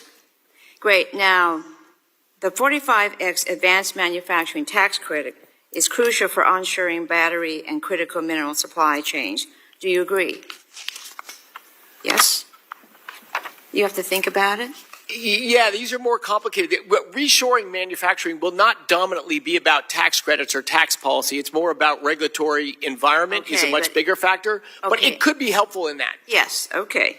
Now, the lithium mining company, Ioneer, which has received a nearly $1 billion loan from the Department of Energy, has said that repealing the advanced manufacturing credit would have a, quote, very direct impact. The chairman of Ford Motor Company has said, quote, we have built the business case around that. If it goes away, it puts in peril the plant and the jobs. So why did the House Republicans just pass a bill to kill the advanced manufacturing credit? Battery and critical minerals industry groups have called the new restrictions in Republicans' big ugly bill, quote, nearly impossible and effectively a repeal. Secretary Wright, this bill will require American companies to trace the supply chain of every screw, nut, and bolt, to know information that they cannot obtain, including familial relationships of tangentially related parties, affiliates of lenders, and more. Secretary Wright, you ran several companies. Do you seriously believe you could meet these requirements? I think if you want to resource the manufacturing sector of the United States, you don't want companies that are just pass-through entities for products from abroad. So it's a sticky subject, but I don't think it's black and white. Well, okay, let's talk about, can Liberty Energy meet these requirements? I believe. Do you have documentation that you have met these requirements or can meet these requirements? Well, at Liberty Energy, we certainly were not involved with government subsidies of any kind, but I don't have a specific answer to your question. Okay. Now, I'll just say this is a repeal, and it threatens hundreds of billions of dollars and tens of thousands of jobs in American manufacturing. If President truly believes about American manufacturing, I urge you to pick up the phone and stop the Senate from repealing this credit. Now, I want to turn to another priority I think we can agree on. Next generation geothermal energy has the potential to become a critical source of clean energy. Now, Secretary Wright, you've been a very vocal supporter of geothermal. In fact, before joining DOE, you invested in Fervo, a leading geothermal company. Yes or no, is that accurate? That's accurate. Okay. And President Trump even included geothermal in his executive orders to boost domestic energy resources. Is that correct? Yes That's correct. No? Okay. So why are congressional Republicans trying to kill the clean energy incentives that the geothermal industry is banking on? The CEO of Fervo, Tim Latimer, whose company you've invested millions in, was recently quoted saying, "Will we bring gigawatts on the grid this decade, or will it be the next decade?" That's what the tax credits mean. It doesn't get more straightforward than that. The Republicans' big ugly bill kills the new energy tax credits, and that will kill next-gen technologies. Now, I know you agree with me because it was reported just yesterday that you called for maintaining the clean energy tax credits for geothermal at the Energy Imperatives Summit. Is that correct, yes or no? That is correct. I think geothermal should be included with nuclear as emerging, reliable, dispatchable energy sources for those credits, yes. So will you pick up the phone and push congressional Republicans to maintain the energy tax credits for geothermal? I have been doing just that. Okay, thank you very much. And I would just have to say that, you know, the majority of new energy in the United States is renewable energy. And I think if we're serious about meeting the load growth from AI, then you need renewable energy. And I realize I'm running out of time, and I... Thank you very much. The gentlelady's time has expired and yields back, and the chair now recognizes the gentlelady from Iowa's 1st District for 5 minutes for questions. Thank you, Chairman Latta and Ranking Member Castor, for holding this important hearing on the fiscal year 2026 Department of Energy budget. Secretary Wright, I appreciate your leadership as we work to restore American energy dominance and ensure our nation's energy security. Unlike the last 4 years of the previous administration, where we were in energy subtraction mode, we are now in energy addition mode. And the President's budget reflects the important priorities spurring critical investments in our national security that I strongly support. We face unprecedented growth in electricity demand, driven largely by AI, data centers, and advanced manufacturing, and we must ensure that the DOE's programs support a diverse and resilient energy portfolio that maintains reliability and affordability while fostering innovation. And Iowa is one of those states that is an energy addition. With the NERC projecting potential demand increases of up to 151 gigawatts over the next decade, we need to ensure Department of Energy's programs are laser focused on innovation and commercialization, and I look forward to working with you on that. Secretary Wright, you're requesting $750 million in new credit subsidy while cutting administrative expenses in half. The program currently has 122 applications totaling $216.7 billion in requested funding. Can you explain how you'll be able to process these through the pipeline and how you're going to address that issue with a decrease in personnel? Yeah, thank you for the question, Representative. And in the department, of course, there's always massively more requests than we can achieve. You know, if you offer low-cost money, there's a lot of customers for that. So I think key for us is to focus in on which are the projects can bring the greatest benefit to the American energy system and the American taxpayers. And yeah, the Loan Program Office with the current budget request is shrinking. Personally, I'd love to see it a little bit bigger than in the current plans right now. But boy, I certainly understand the Congress's and the American taxpayers' extreme frustration with the Loan Program Office that was used wildly, irresponsibly in the last 4 years, and particularly in the 76 days after the election and before inauguration. If I saw more than twice as much money lent out or committed in 76 days than in the previous 15 years, I'd be pretty suspicious of that program as well. So, you know, it dug a big hole. And my goal is to keep it alive and try to have some scale in it. So next generation nuclear, some critical mineral stuff, potentially even geothermal. If there are businesses that can be and will be long-term commercial businesses, but need a little help to get industry started again and it's creditworthy borrowers and there's meaningful equity money behind it, I think there's some good uses for the Loan Program Office, but careful and judicial and nothing like we saw in the last 4 years.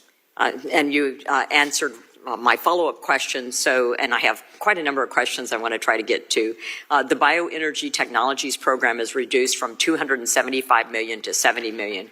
Given the importance of sustainable aviation fuel to both our energy independence and aviation sector, what's your strategy for advancing SAP development and deployment, and how will you ensure we don't fall behind other nations in this critical technology? Yeah, I think the key area there is the last word you just said there, Representative, technology. We need to keep so what we want to support in the department is technology advancement. Biofuels in general are challenging just because the energy density that arises from the sun is not that high. It takes a lot of land to produce meaningful amounts of energy. But the more we can get that technology better and better, we can increase the energy density and grow the future runway for biofuels. So we want to focus on driving technology forward and less on sort of corporate subsidies to existing technologies. And then I'm going to ask this question and then submit another one for the record on ARPA-E. But and you can address this question in writing to us. But as we work to meet the rising electricity demand and modernize the grid, one cost-effective solution is reconductoring existing transmission and distribution lines with advanced conductors that increase capacity without requiring new rights-of-way. I know I'm running out of time, but if you could address for us in writing how the department is willing to consider or incentivize reconductoring efforts, particularly in ways that enhance system performance and efficiency while keeping electricity reliable and affordable for consumers. I would appreciate that, especially as MISO is my grid, and had the previous administration been listening to grid operators as suggested by the ranking member, we would have been increasing energy production and generation the past 4 years instead of subtracting. And reconductoring is a great solution, so I'm with you. The gentlelady's time has expired, and the chair now recognizes the gentleman from New York's 20th District for 5 minutes for questions. Thank you, Mr. Chair, and welcome, and thank you, Secretary Wright. Secretary Wright, like many members, before coming to Congress, I served in state government, including time at New York's State Energy Office, so I'd like to try to understand the role you envision DOE playing to support its state partners with what I hope are yes or no questions. Do you believe states have a responsibility in supporting energy emergency planning? Yes, I do. And what about cybersecurity? We cooperate with all authorities we can in cybersecurity, whether it's utilities, businesses, including states. And what about providing technical analyses for Public Utility Commission proceedings? Yeah, clearly states play central roles in utility evaluations. Thank you. And what about addressing energy affordability challenges? I think that's a legitimate area for states to work in, absolutely. Sure. So these are just a few examples of activities that both red and blue states are already working on, and they rely on state energy program funding to support their work. The President's budget request zeroes out the Office of State and Community Energy Programs, which includes the State Energy Program, and proposes rescinding some $47 million in SEP funds from the bipartisan infrastructure law.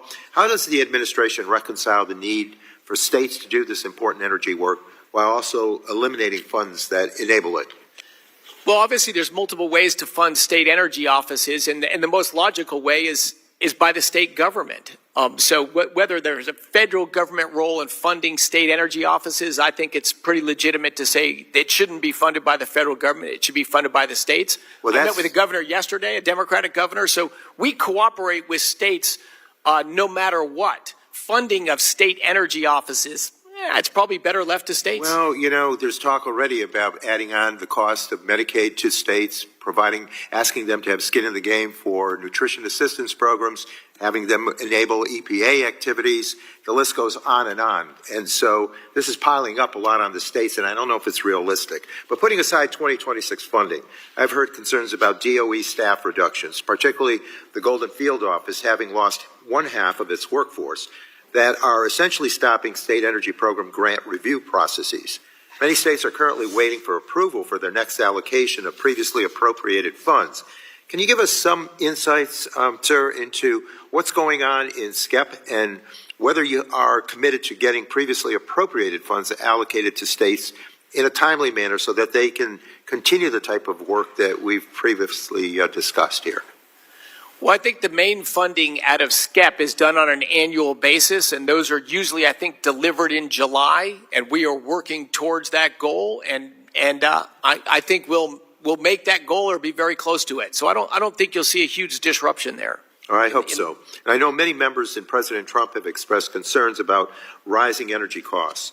DOE has a critical role in promoting energy affordability, especially through energy efficiency, which is often the most cost-effective option to lower utility bills. In May, DOE claimed to be saving Americans $11 billion through the elimination or reduction of some 47 rules, including numerous energy efficiency standards. But according to DOE's own analysis, just 12 efficiency standards would save more than $54 billion, which is nearly 5 times as much in utility bill costs. Therefore, people would see their net costs increase by some $43 billion. In addition to this being another major blow to energy affordability, this action would be illegal. Secretary Wright, the law forbids weakening energy efficiency standards once they are finalized. Are you aware of that provision? I'm sorry, Representative, repeat the last sentence. Yeah, the law forbids weakening energy efficiency standards once they are finalized?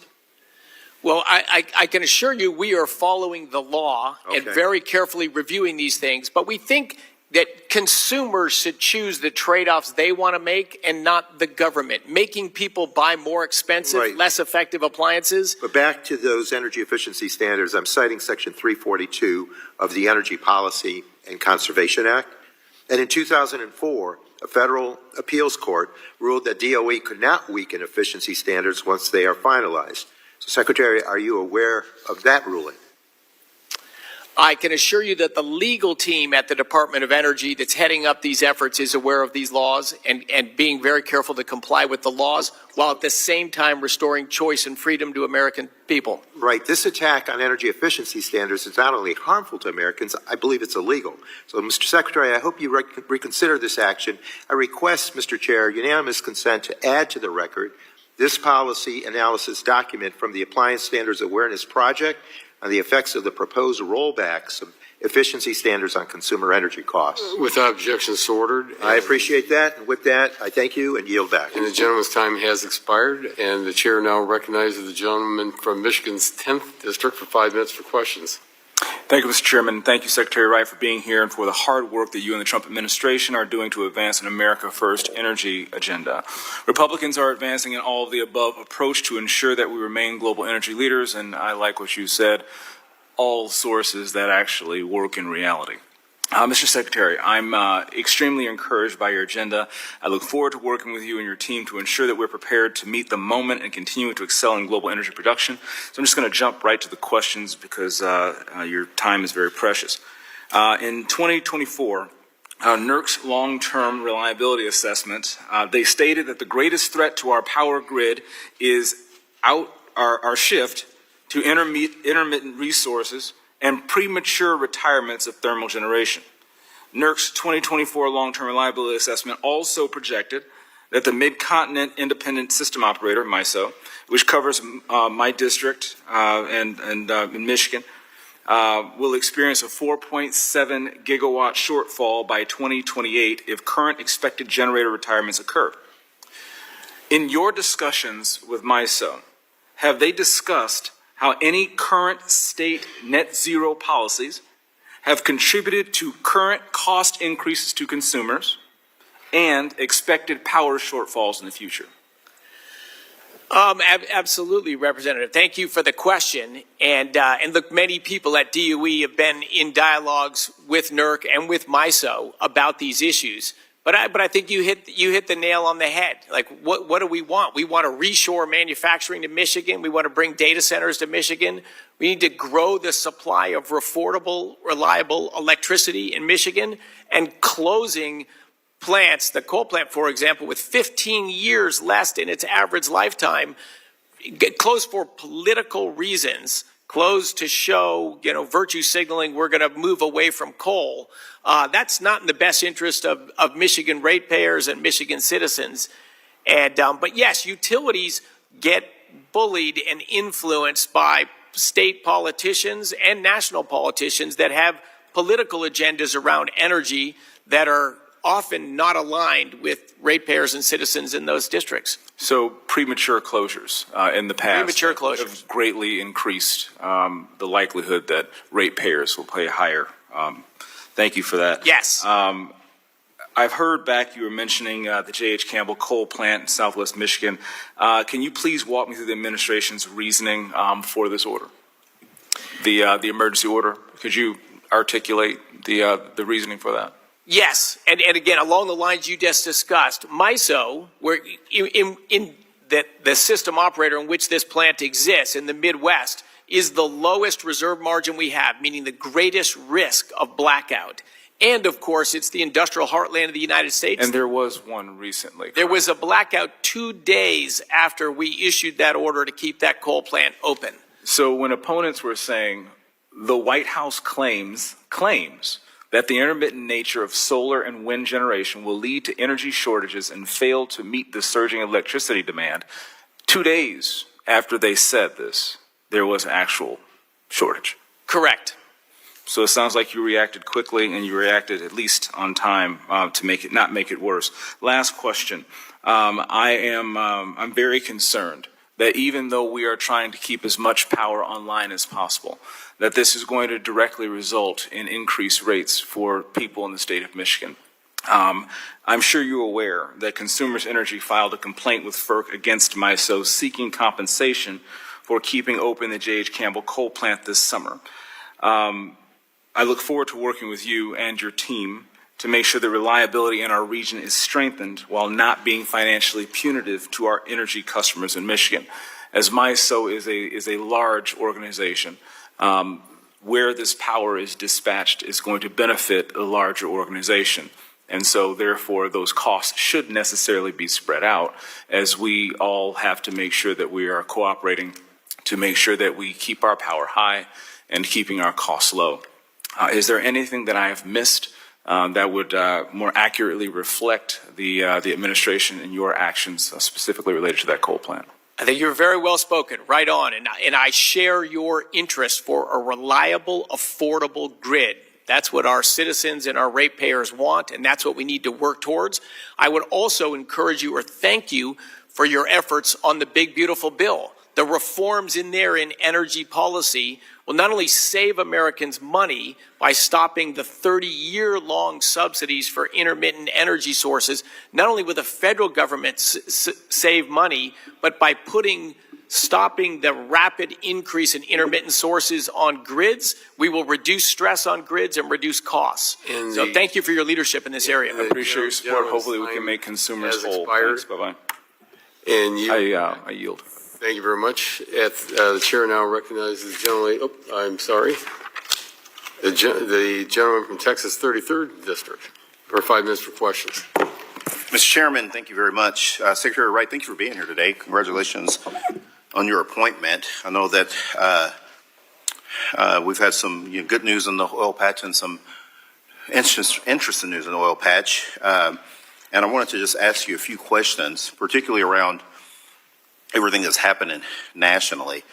Your FY26 budget proposal guts proven bipartisan energy programs, some of which directly support our domestic workforce and ensures American energy dominance. And here's what's not in your budget that I wanted to talk with you about: a plan to deal with the consequences of mass deportations in the Permian Basin. As you know, the Permian accounts for nearly 50% of the oil production. That's around 6 million barrels a day. And that production doesn't rely just on rigs and engineers. It depends on a workforce. And many of those dangerous jobs in the oil patch, as you know, because you've been in the oil patch, you know that many of those dangerous jobs are performed by people in this country that are undocumented. And so if ICE were to hit Midland or if they were to hit Odessa, I don't think there's any plan in your budget to replace those workers or that lost production. In Odessa, studies show that undocumented workers make up about 13% of the workforce. That's one of the key hubs for Permian operations. And I've seen are the anecdotes where oil field service companies in Midland have only about 5 or 10% of their employees with genuine papers. And so, as you know, those aren't soft skill jobs. Those are people that are out in the heat, people that risk injuries to their hands and to their, their limbs. And they're having that hot Texas heat. I'm sure you've been out there in the summer. As someone from Fort Worth, I've been out there in the summer, and I think we all know that it's hot. Where in your budget, and this is a question that I have for you, where in your budget do you account for the impact of potential mass deportations on oil production in the Permian Basin? Because if Stephen Miller wants 3,000 people a day deported, which has been reported that he does, what are you going to do to replace those workers? A great question, Representative. And yes, you're correct. I've worked for years out there employing thousands of people in that region. And a large number of them are relatively recent immigrants from Mexico and from further south of the border. Tremendous, hardworking, awesome workers. But certainly in my company, all of them are here illegally. They are not illegal immigrants. I'm sure there are some, but I would suspect the percent that are illegal is quite small. Yeah. You gave a number of 13%. That may be one small community. Did you use third-party companies for to hire employees where they weren't hired directly by you, but they were brought in by a third party that had their papers and had their Social Security numbers already ready, or did you hire all of those people? We hired all of those people. We have an employee. And you use the E-Verify system to, okay? Correct. So let me ask you a question. If ICE were to show up to Midland today and do a large-scale deportation, and it were to get a little bit rowdy, would you support the president calling in the National Guard to Midland, Texas, or West Texas, like he has in Los Angeles? Look, in due respect to all the great immigrant workers that work in that region and work across our country, you need to respect the difference between those that came here illegally and those that are here illegally. What about the people that are going to have their TPS status revoked? A lot of them probably work in the oil patch. I mean, you hear the stories, and you can go down to the oil patch and see it. For anybody that hadn't been down to Texas on the Democratic side or the Republican side, they can go down to the oil patch and see for themselves. What about the people, the TPS people that are going to have their status revoked? That could be very disruptive to the oil patch. Yeah, the workforce in America is critical, and a lot of the workforce in the United States are immigrants from overseas, and they are awesome contributors to our society. I think the line is just between who's here legally and who's here illegally. Let me ask you another question. Is it easier to drill, baby, drill with no employees, or is it easier to drill, baby, drill having to go around, let's say, EPA regulations? Wait, the first having to... Is it easier is it easier to drill for oil with no employees, or is it easier to drill for oil having to work around a few EPA regulations? I would think it'd be harder to drill for oil without any employees. You definitely need employees to drill for oil, absolutely. Yeah, okay. Thank you. Thank you, Mr. Chairman. I yield back. Thank you very much. The gentleman's time has expired, and the chair now recognizes the gentleman from Texas 12th District for 5 minutes for questions. Oh, I'm sorry. I didn't see the gentleman from Colorado or Oregon in front of me, but the gentleman from Oregon is recognized for 5 minutes. I'm sorry. Thank you, Mr. Chair. Mr. Secretary, thank you for being here. So I am from Oregon, and the Columbia River runs across the north side of it. And, of course, we have all these dams that generate, I think the nameplate is around 36,000 megawatts, and the continuous about 16,000 megawatts. So it's obviously hugely important. It happens that the Biden administration entered into a non-binding MOU with Tribal and Pro breach of certain of those dams for using ratepayer dollars to ostensibly create solar and other intermittent sources to offset the reduction in generating capacity that would occur when the 4 lower Snake River dams were breached. I obviously oppose that. I held a hearing up in Washington State as chair of the Water Subcommittee on Natural Resources. We had 400 people show up that were adamantly opposed to dam breaching, and we went through all of the obvious justifications for keeping those dams. I believe the MOU is still in place, and I'm hoping that the department will put an end to it and say, look, we're not going to spend money in replacing ostensibly the power generated by these dams with solar or otherwise. Have you been brought current on this situation? Absolutely, Representative. We are working that issue and have been working that issue for several weeks now. I agree with you entirely. Those are great projects that were built decades ago in our country, and generations have benefited from that hydropower, which you can ramp it up when we need more power and you can ramp it down when we don't need it. That's highly valuable power. And you can never replace something like that with wind or solar because you don't know when they're going to be there and when they're not there. They are totally different things. We don't have a bag to store electricity in. The critical criterion of an electricity grid is that it meet demand at peak time. And that function as a gigantic storage device that in those sets of dams up and down the Columbia River and the Snake Rivers is hugely important to intermittent power, is it not? It's hugely important to our grid.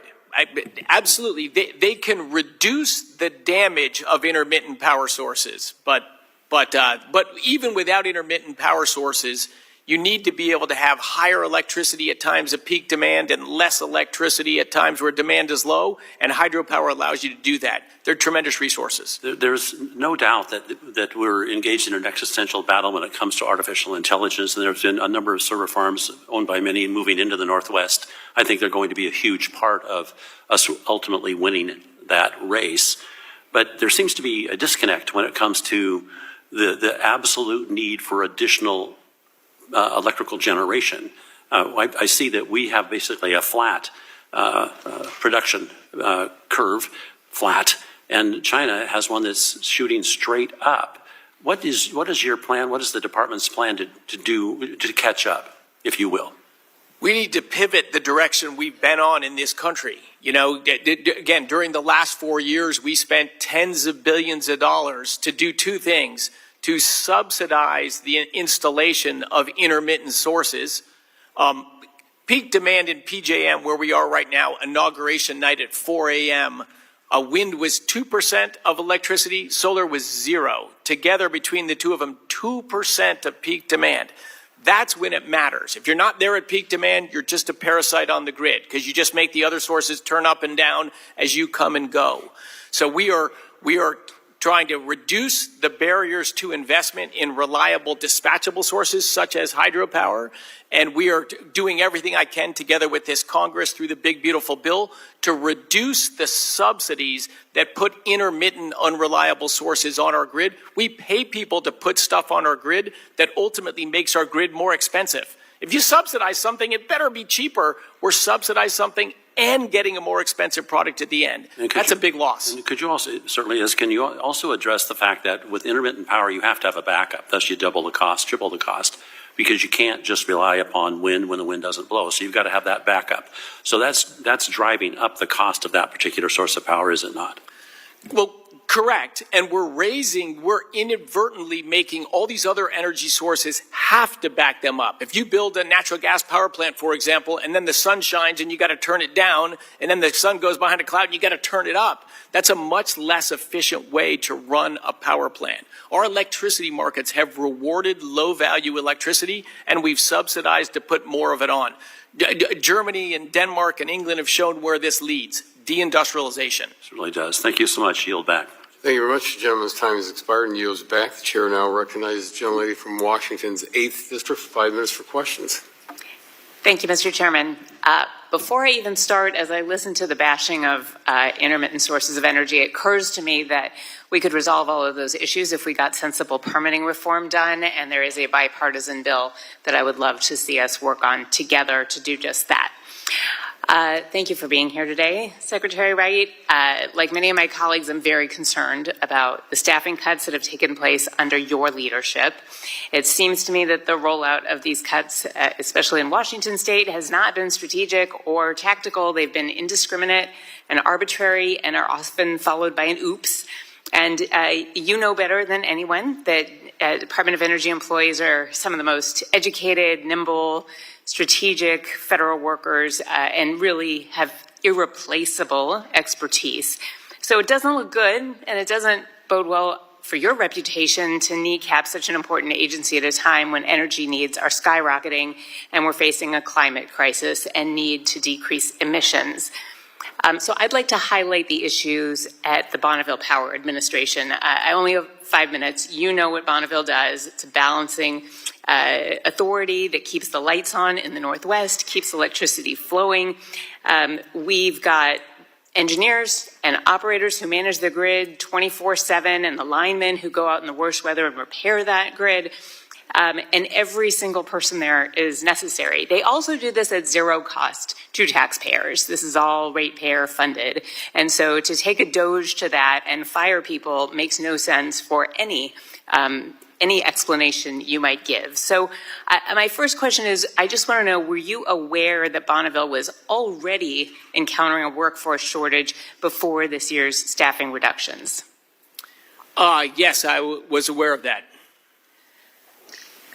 So if you were aware of that and you were aware of the fact that it would not save taxpayer dollars, why did you do this? Why did you offer early retirements and then do it again and fire probationary employees only to then realize that you already knew that we needed those employees? Like, what was your thinking there? First of all, for clarification, that the head count at Bonneville Power Administration, which is a fantastic agency, I met with them last week, and we're discussing exactly how to address their long-term problem of people. They were well understaffed at the start of this administration. Their head count is not meaningfully different today from what it was when I arrived. And in fact, what I'm working with them right now is how we can grow the number of linemen at Bonneville Power to assure safe delivery of reliable power there. So I also talk with Administrator Hairston on a regular basis. And of course, one of the things they were talking about was raising salaries to compete with the private market. And the other is, of course, I think you were just lucky that you can do this oops, people take the retirement, and then they actually choose to come back. We could have been in a much different situation, and private energy companies were pursuing these very skilled workers. I just want to know, can I have a commitment from you that you will freeze, that you will lift the hiring freeze, make sure we hire more, and work with Administrator Hairston to make sure that Bonneville is fully staffed? I absolutely are working with the administration right there. I do think we need to hire some linemen at Bonneville Power Administration, and I will work to get that done. Just to be clear, we need linemen. We also need the next, the next generation of engineers who will balance this. And so I really need a commitment that it will be linemen and others who will build and hold the expertise that we really depend on to keep the lights on at Bonneville. We will work with Bonneville on that to navigate through these times and keep that agency staffed and delivering high quality service. It's important. Thank you. I only have 37 seconds left, so I'm going to mostly make a point here. You were just talking with Congressman Bentz about hydropower and the benefits of being able to turn it up or down to meet demand. It turns out that even better than turning on and off turbines is to actually use excess energy to make hydrogen, because that is one of our energy sources in the future, and we need all of the above as energy needs are skyrocketing. And so I would just like to emphasize that the uncertainty about grants and tax credits for hydrogen hubs around the country, and particularly my passion would be green hydrogen, is really imperiling the ability to put more energy sources on the grid, and is putting a thumb on the scale for oil and gas. And I would object as one of the hydrogen hubs to that. Thank you, and I'll yield back. The gentlelady's time has expired. The chair now recognizes the gentleman from Texas's 12th district for 5 minutes for questions. Thank you, Mr. Chairman, very much. Mr. Secretary, thank you very much for being here today. Very interesting hearing. I agree with Mr. Vesey that the men and women out in West Texas are a very important part, not only to the people of Texas, people of the United States, but people around the world in supplying energy. I want to stay in West Texas, but not go that far West Texas, and talk about Abilene. Abilene Christian University has one of the 2 permits from the NRC to build the next generation reactor. The DOE committed in 2019 to provide the fuel and salt for the project, as it does for every existing university research reactor. Will the DOE support this advanced nuclear project by honoring that commitment? Yeah, that is our intention. And the department is working with Abilene right now to figure out it's a different type of fuel in a molten salt reactor design, how to accommodate that request. But I'm quite proud and impressed by the work going on at the university, and we certainly want to support it. Can you give us some sort of, in your mind, a timeline from when we see where they are now to where they'll be in 5 to 10 years, perhaps? A timeline and where that reactor will be. Will it be online? Will it be working? Will it be, are they testing from now till a decade from now? Where, in a perfect world, where would you like to see them in 5 years or 10 years? Oh, in a perfect world and a reasonable regulatory regime, which is a huge part of our agenda. Absolutely, that should be selling electricity 5 years from now, and I sure hope it is. Me too. Mr. Beese, you did talk about the workforce. So one of the potential roadblocks to building a nuclear energy is the workforce.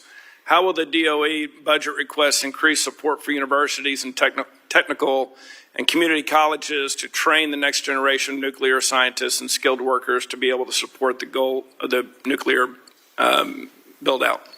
Yeah, that is a key thing. We've had, as I say, nuclear hasn't been sexy for a few generations because we haven't done much with it. And it's when I speak and go around, I want to get young people excited again and wanting to go into this industry. But the only thing that'll happen is if things are happening. If we're building reactors and they're selling power and businesses are growing, that's going to draw people into the industry. And for us, for research funding and our efforts in the commercial space, if we can focus our dollars on things that make American energy system better and that consumers want to buy, those are the businesses that'll grow, that are not going to be blowing with the wind of government subsidies. We need sustainable industries that can grow because customers want to buy their products. That's what will bring people into that industry, and that's what we need to have happen with nuclear.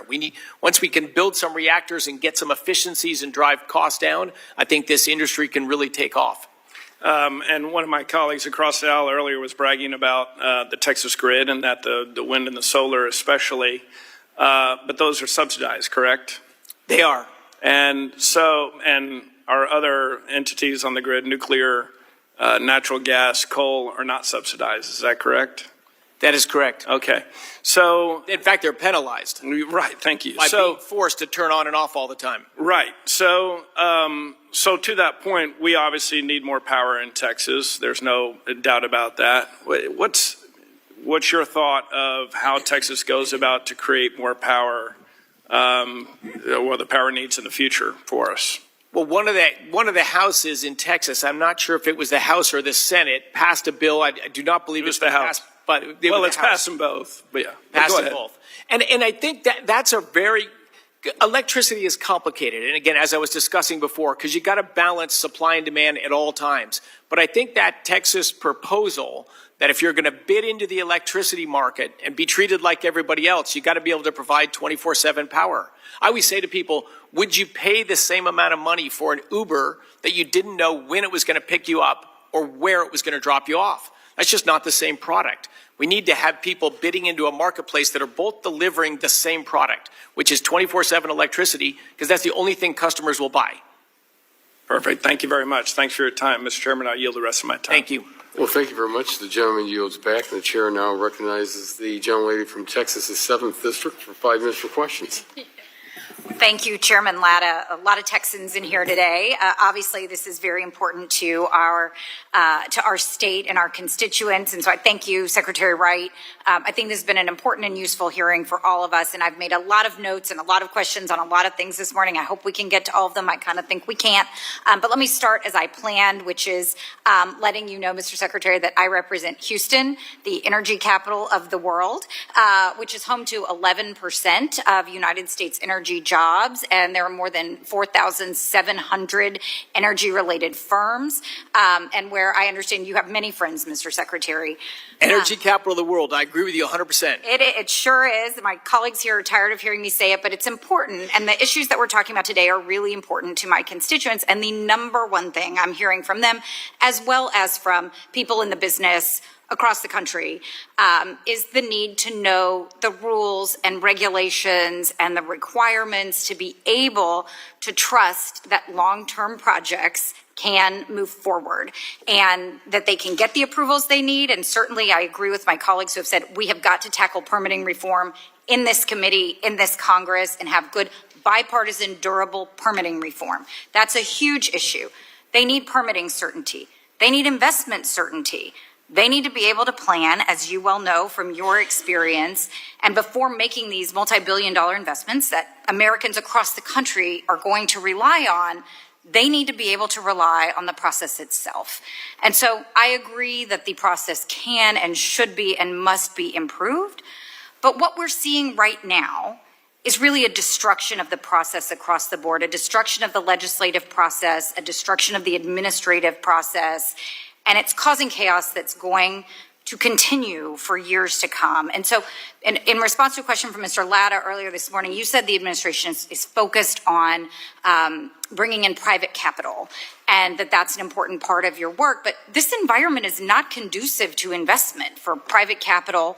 And we're seeing the rescission of government capital that's been green-lighted in the past to move some of these projects forward. And they're not crazy ideas, and they're not firms you've never heard of. The announcements that my colleagues have already talked about from the demonstration programs have been cut. In my area, they're grants to ExxonMobil and other household names that are doing this important research. And so I think that this environment isn't conducive to that investment is the overwhelming and resounding message that's coming from my district. So I really want to share that with you because I think working outside the legislative process isn't going to help solve some of the problems that are most on their minds. And so I think it's really important. And one of the first notes I made when you were talking earlier this morning is that America doesn't back down from big challenges, right? I wrote that down too. To tackle big challenges, we need big ideas. And that's where DOE comes in. That's where we are able to do the research at the labs and to do things to really scale some of these ideas. And we've seen it. I know a couple of years ago, we spent a lot of time talking about carbon capture. Certainly, we know that that's been something that industry's used, for decades and decades, doing EOR and other things. And that has great promising ability to help us address the emissions challenges that we have. And yet, we need to use the resources that we have at DOE to try to address some of these challenges. And so I hope that we won't see your budget cut some of the important and innovative research. And I do have a specific question on research coming from the budget that I want to ask you, but it ties into something else you said earlier today. You mentioned the impact of Winter Storm Uri in Texas in 2021, and we really can't understate what a tragedy that was. I lived through it in my home in Houston, but not that far away from where I live.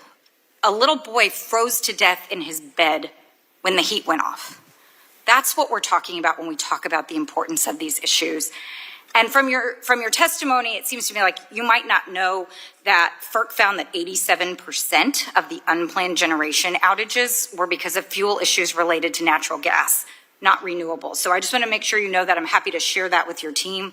And I don't want to confuse you. I'm the co-chair of the Natural Gas Caucus here. I fully believe in the importance of that. But these issues are life and death issues for our constituents. And so I want to note that your budget for fiscal year 2026 includes a 50% cut to the National Natural Gas Infrastructure and Hydrogen Technologies Program within the Office of Fossil Energy.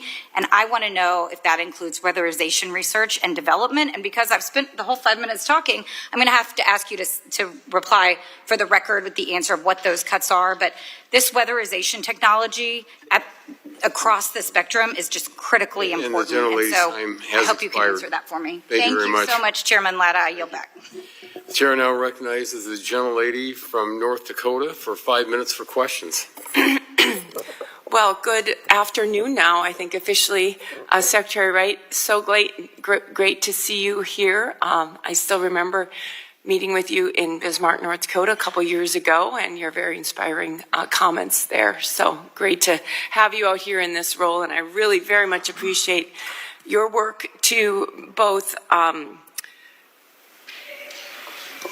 provide the right signals to the markets, to make sure that we're incentivizing things correctly, and to make sure that we're really trying to let the energy industry develop on its own without putting our fingers too heavily on the levers ourselves. So thank you, and I want to support you in those efforts. I want to talk a little bit about the reliability issues. Given that NERC's assessment today is that 2/3 of our systems in the U.S. don't have enough power to meet demand, given certain circumstances today, and we're looking at retiring 115 gigawatts of baseload generation, and we're seeing significant demand increases. All of that looks like a huge train wreck to me and to many others.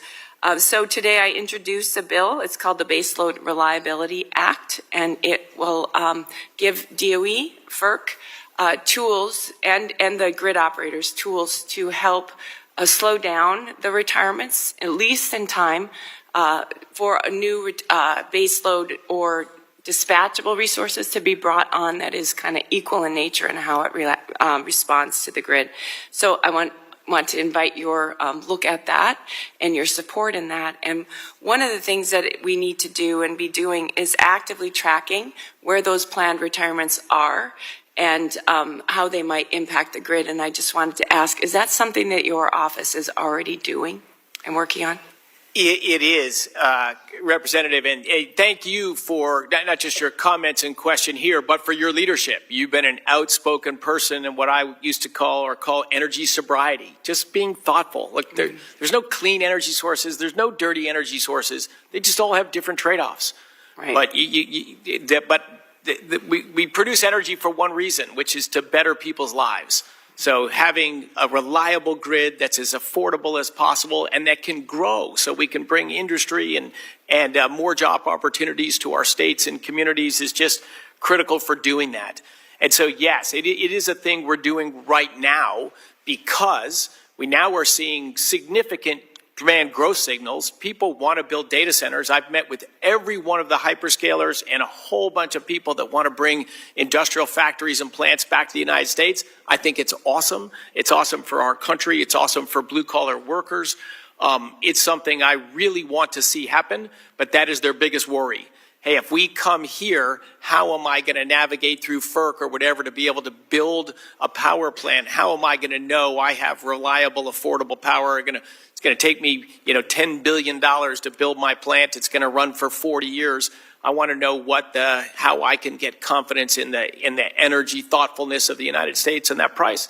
And so when people want, tens of gigawatts of more power and we're shutting down facilities with decades left on their lifetime, that doesn't look so thoughtful. So yes, we have a team in our Office of Electricity that's looking at grid reserve margins across the different areas of the country, and we're looking at planned retirements, and then we're going to try to proactively engage with all of them of why is this asset retiring? Does it make sense? Is there a better plan here? And if it is retiring, what's going to replace it?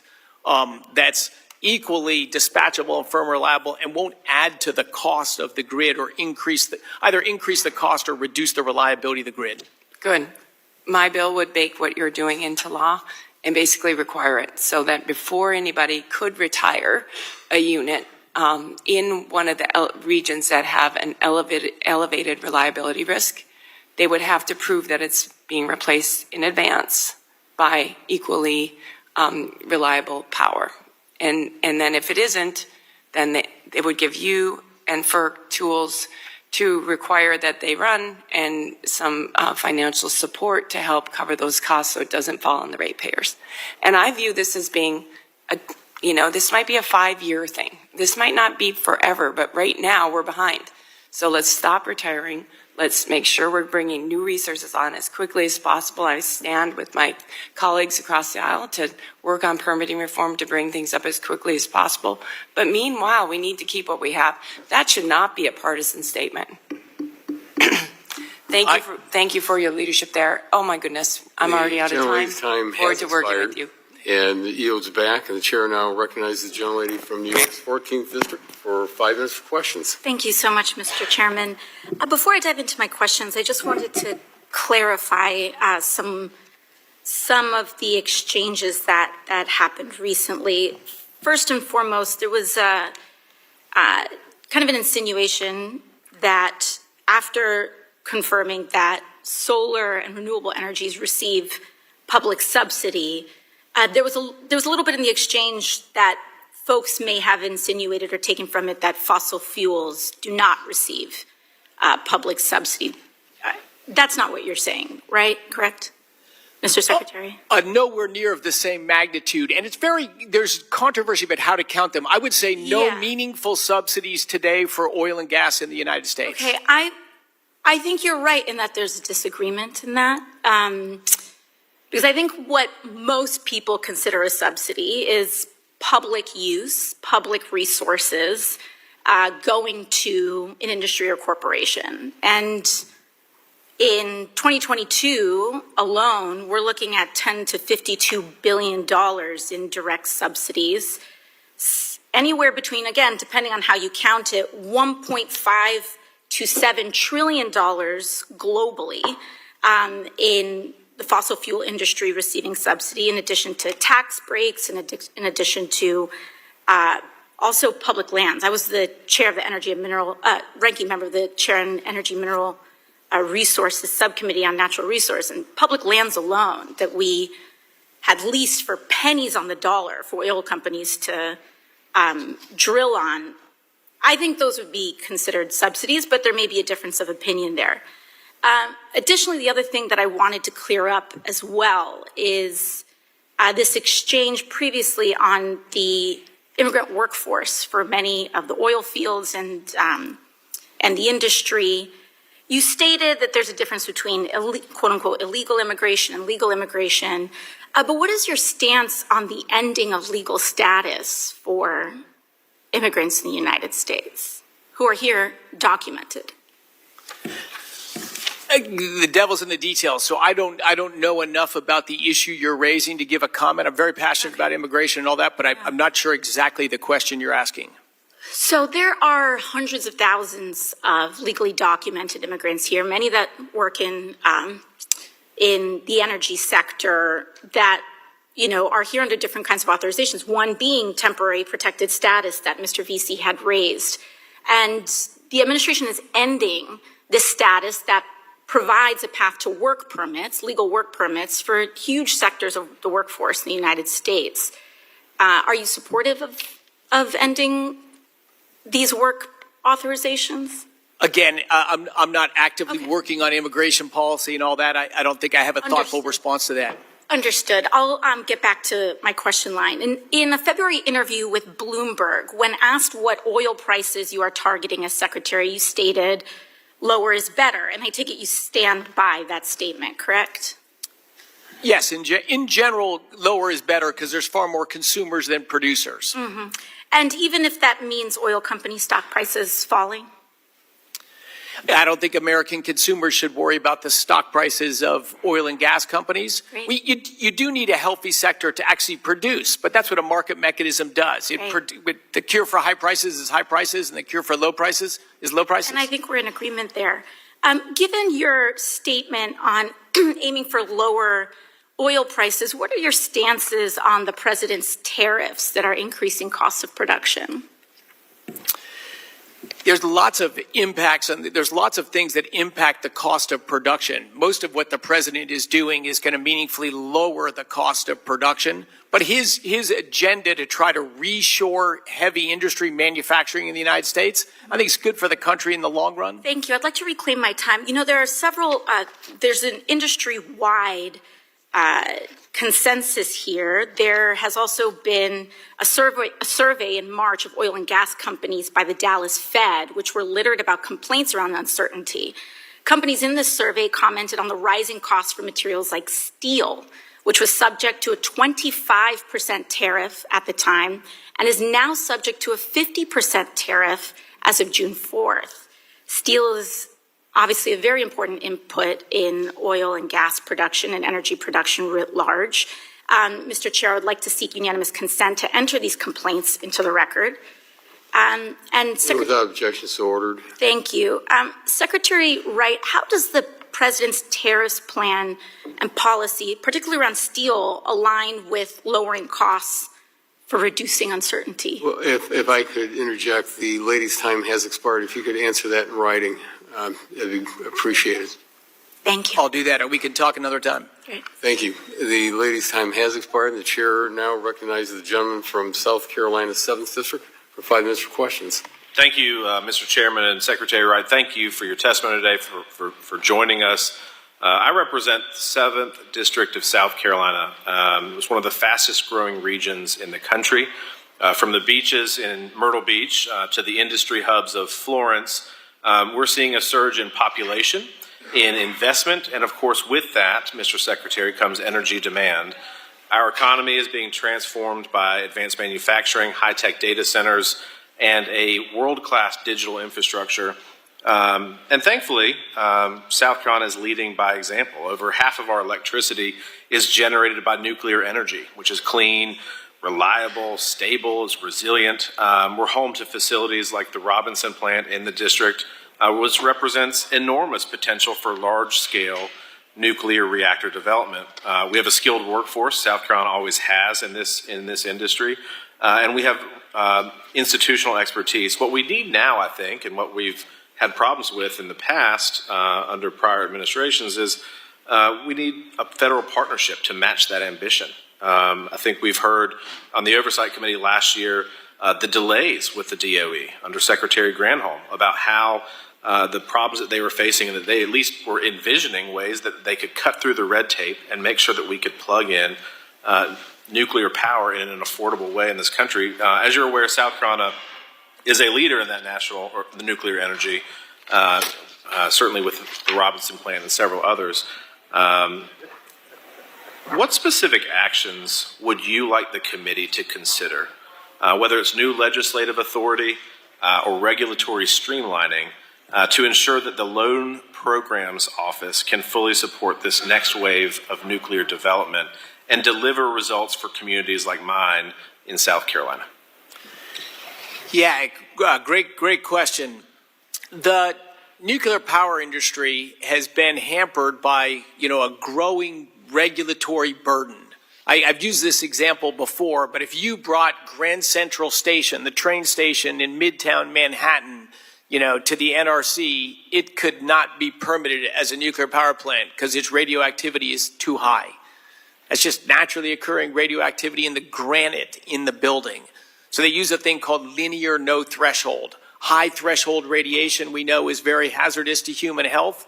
And then they extrapolate how hazardous, and they extrapolate that all the way down to zero to say that the tiniest amount of radiation, is harmful.